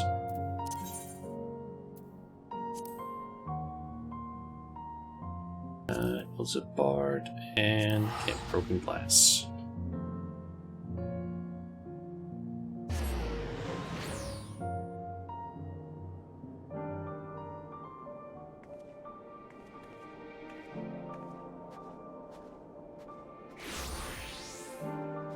Well, guess next time that I stream will just be I know, continuing with stuff. Thinking I'm probably gonna do the blue quests really quickly next time, which is actually gonna be on Friday, because the Stardew Valley collab will not be happening tomorrow, because I think it might have been Angie had something that she needed to do tomorrow, and instead we've just decided that, at least for now, that we're going to be doing it on Thursday instead. I still don't fully know what time it's going to be. It could be at 6, it could be at 7. I don't fully know yet. I guess we'll see when we get there. And Wednesday I will not be streaming either, because yeah, I was kind of originally planning that the whole sort of rendering stuff with the old streams would basically happen Tuesday evening after the collab, and then Wednesday and Thursday, but now it's basically just been moved around a little bit, so now it's going to be here after the stream, and then Tuesday and Wednesday, and some Thursday. So yeah, next Final Fantasy stream will be on Friday, and I'll also be able to do a stream on Saturday. I don't really remember what time was it that I actually put it as. I think it was like at 3 o'clock, or not 3, 1 o'clock in the afternoon. Let me just quickly check that.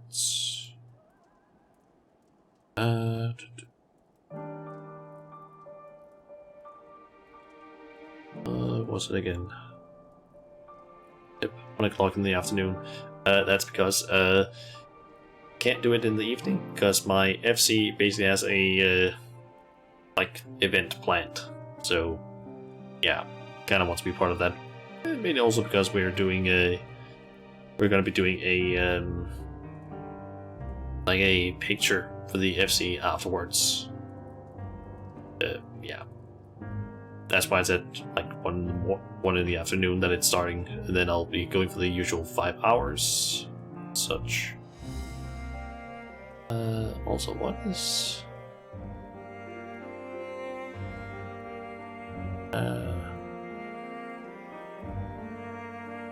What?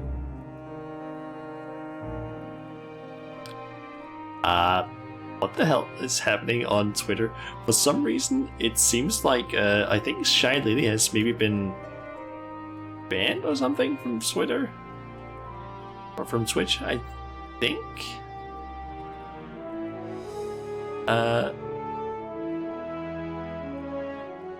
Yep, apparently 4 hours ago she's been banned from Twitter, or from Twitch. I'm assuming it's like a 3-day ban. So now a tag started called hashtag called Free Lily apparently. So yeah.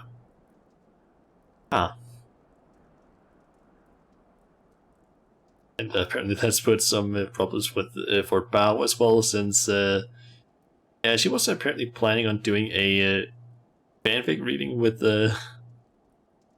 but that's not gonna be happening after all, it seems.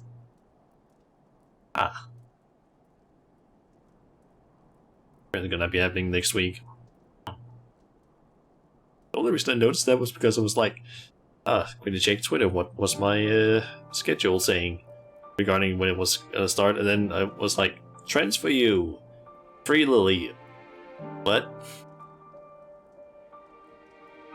Also, it seems like Twitter knows that I play Final Fantasy a lot because some of the things that I'm getting is something regarding G-Poser as a tank. There is Aura, Xenos, and Viera also. For some reason, Viera is at place under sports trending. I don't know why. Maybe Twitter's like a little bit dumb right now. I don't know. Let me just quickly. Just curious. Okay, that one doesn't give either card, so I'm guessing there's probably still a few quests left in this area. That's next time we can keep the polio, I think. So let's see here. Who can I find that we can raid?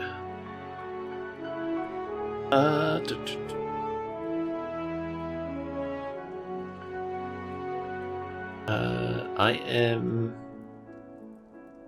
thinking we can maybe raid Joker. Oh, wait, what?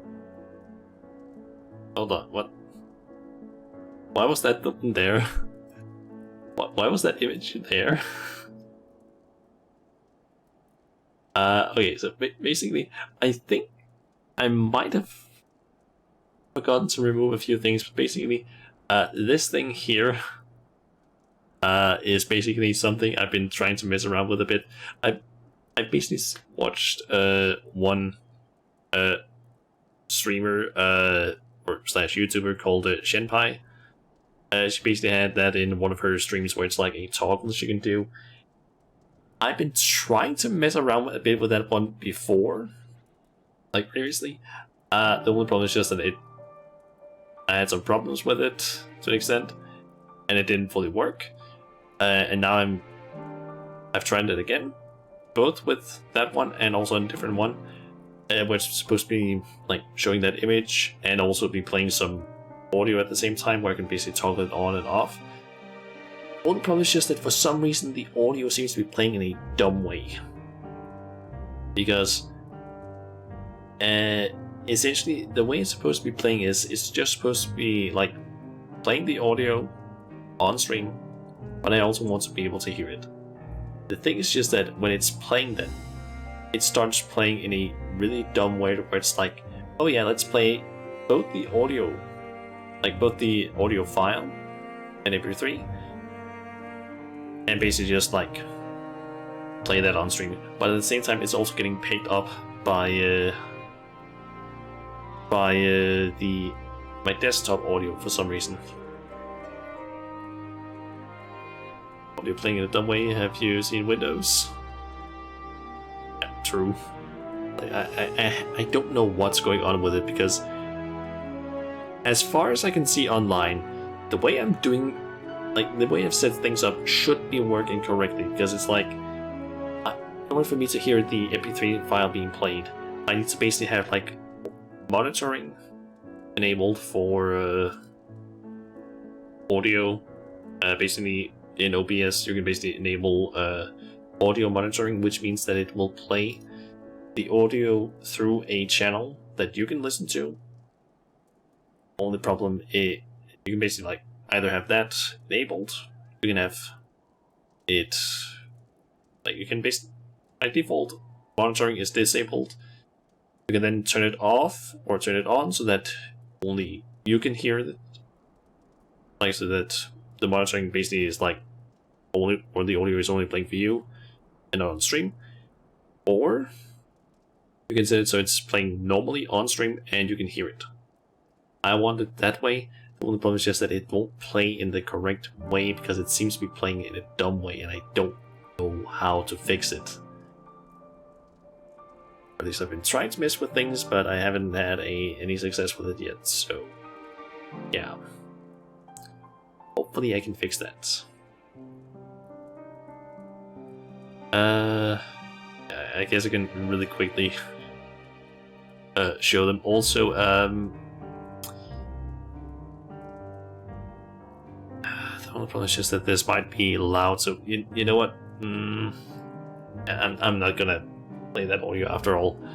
Basically, I might need to adjust the audio a bit so it's not like eardrum blasting loud, because I do remember them basically hitting the red area in the audio mixer, so maybe I should wait with that.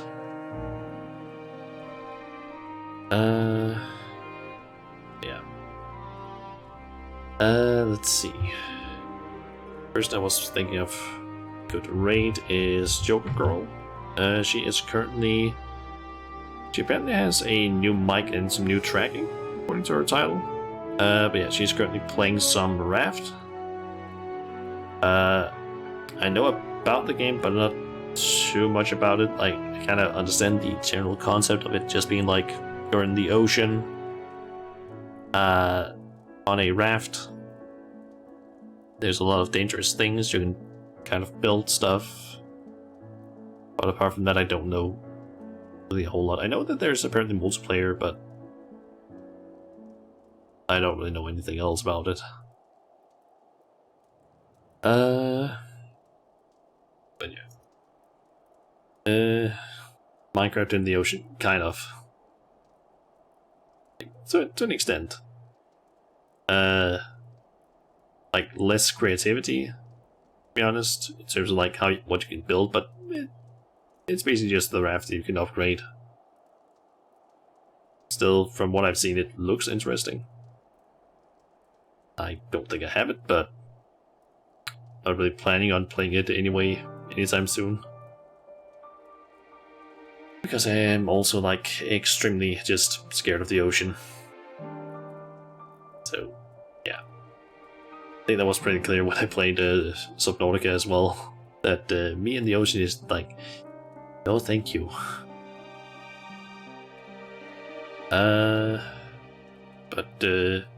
Yeah. I see. Yeah. But yeah. Gonna go ahead and raid Joker Girl. And yeah.